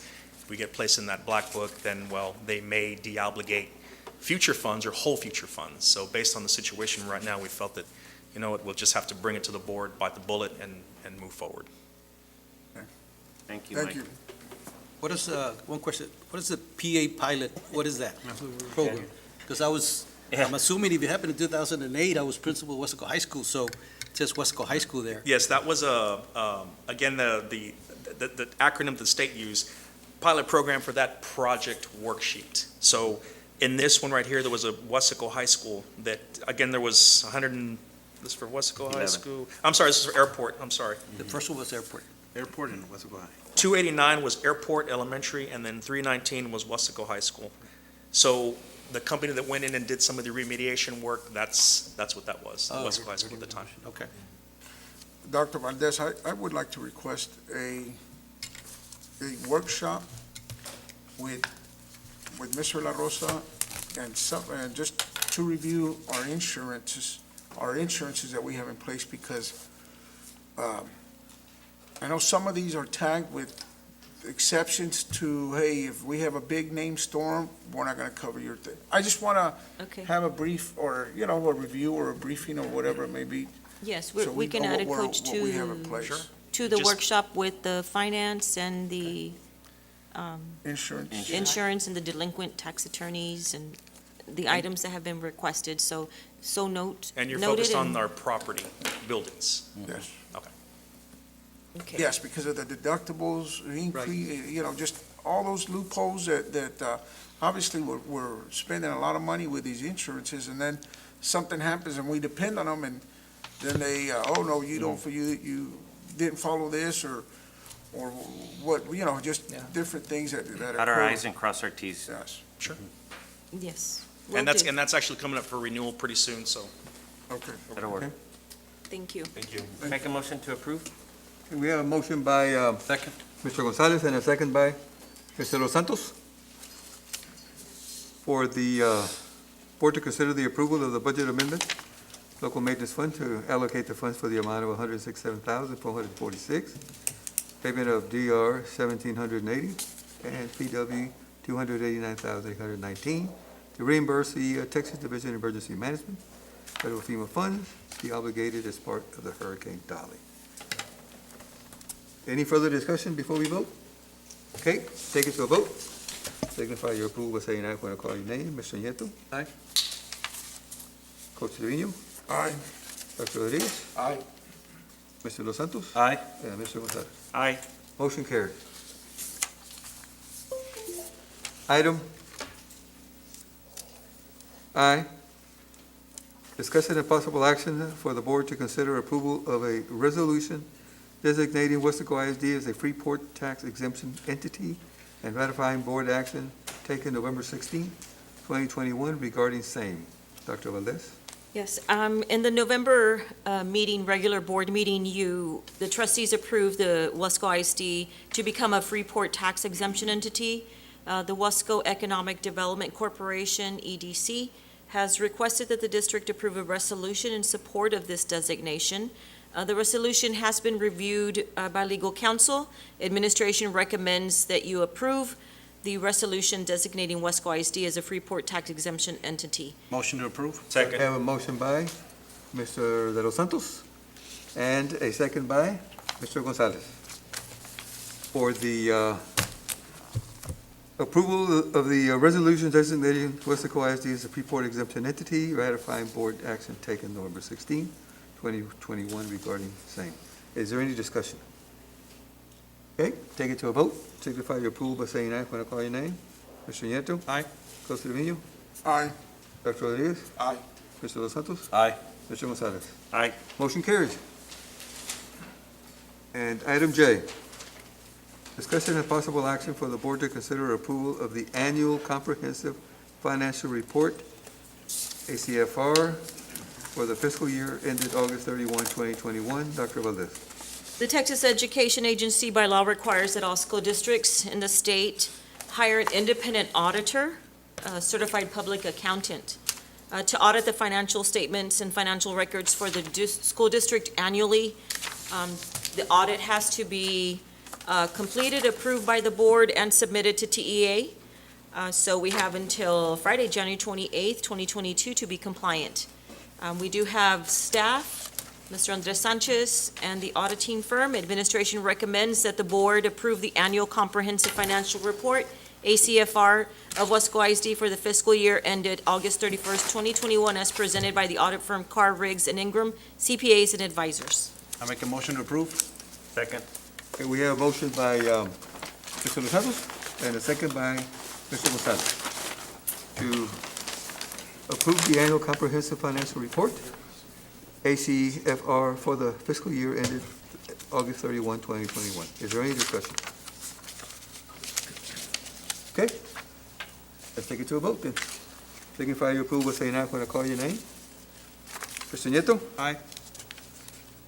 José Vino. Aye. Dr. Rodriguez. Aye. Mr. Los Santos. Aye. And Mr. Gonzalez. Aye. Motion carries. Thank you. Item. Pardon. Okay, Andres. You didn't have to pay all that. But all the work was there, so thank you very much for you and your staff work. Thank you. Thank you for your time. Okay, now. Item 13. Closed meeting to discuss A, personnel matters, Texas Government Code 551.074. 1, employment of certified professional personnel. 2, resignations or retirements. 3, deliberation regarding the appointment, employment, evaluation, reassignment, duties, discipline, or dismissal of a public officer or employee, Texas Government Code 551.074 and 551.071. B, consultation with attorney regarding A, pending or contemplated litigation. B, a settlement offer. Or C, a matter in which the duty of the attorney to the Weslaco ISD under the Texas disciplinary rules of professional conduct of the State Bar of Texas clearly conflicts with the Chapter 551 of the Texas Government Code, Texas Government Code 551.071. And 1, discussion with attorney regarding incident at Maryhill Middle School, December 2021. The time now is 7:54, and we will go into closed session. Texas. Oh, yes.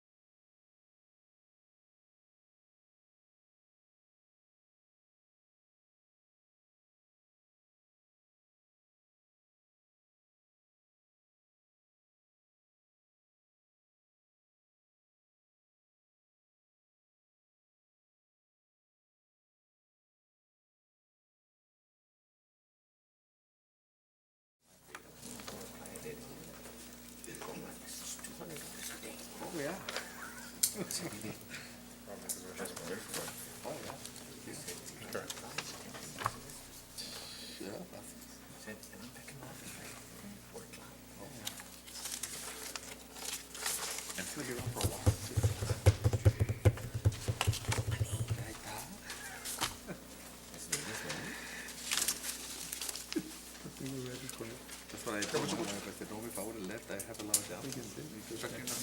get one of these? Yes. She is, but she has to stay there. This one's yours. Because she does her positive. Who does your building? Yeah, she'll return. Okay. Oh, yeah. Yeah, yeah. And, yeah, so yeah, this year.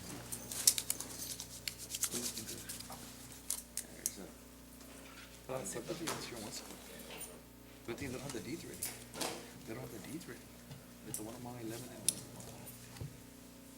and paving the street, yeah. The county's 5.5, I think. 5.5. I'm ready. I already got 2. Ready? Ready? Okay. Lights are going on. Faster. Thank you. The time now is 9:20, and we have reconvened to open meetings. 2 I got there, they're gonna be nice. Item A, possible action if necessary on items discussed in closed meeting. 1, discussion and possible action on employment of certified professional personnel. Dr. Valdez? Yes, recommendation for employment of certified professional personnel is discussed in closed session. Move to approve. Second. We have a motion by Dr. Rodriguez and a second by Mr. Gonzalez. Yes. What? Take it to a motion, or take it to a vote then? Go ahead. Signify your approval by saying aye when I call your name. Mr. Nieto. Aye. Mr. Trevino. Aye. Dr. Rodriguez. Aye. Mr. Los Santos. Aye. Mr. Gonzalez. Aye. Motion carries. Number 2, discussion and possible action on resignations, retirements. Dr. Valdez. Recommendation is for approval of the resignations and retirements as presented in closed session. Move to approve. Have a motion by Dr. Rodriguez Second. and a second by Mr. Gonzalez. Take it to a vote. Signify your approval by saying aye when I call your name. Mr. Nieto. Aye. Costa Trevino. Aye. Dr. Rodriguez. Aye. Mr. Los Santos. Aye. Mr. Gonzalez. Aye. Motion carries. Item 15, adjournment. So moved. Okay, the time now is 9:22. This meeting is That's the one you Sure. can never beat Andrew on. The adjournment.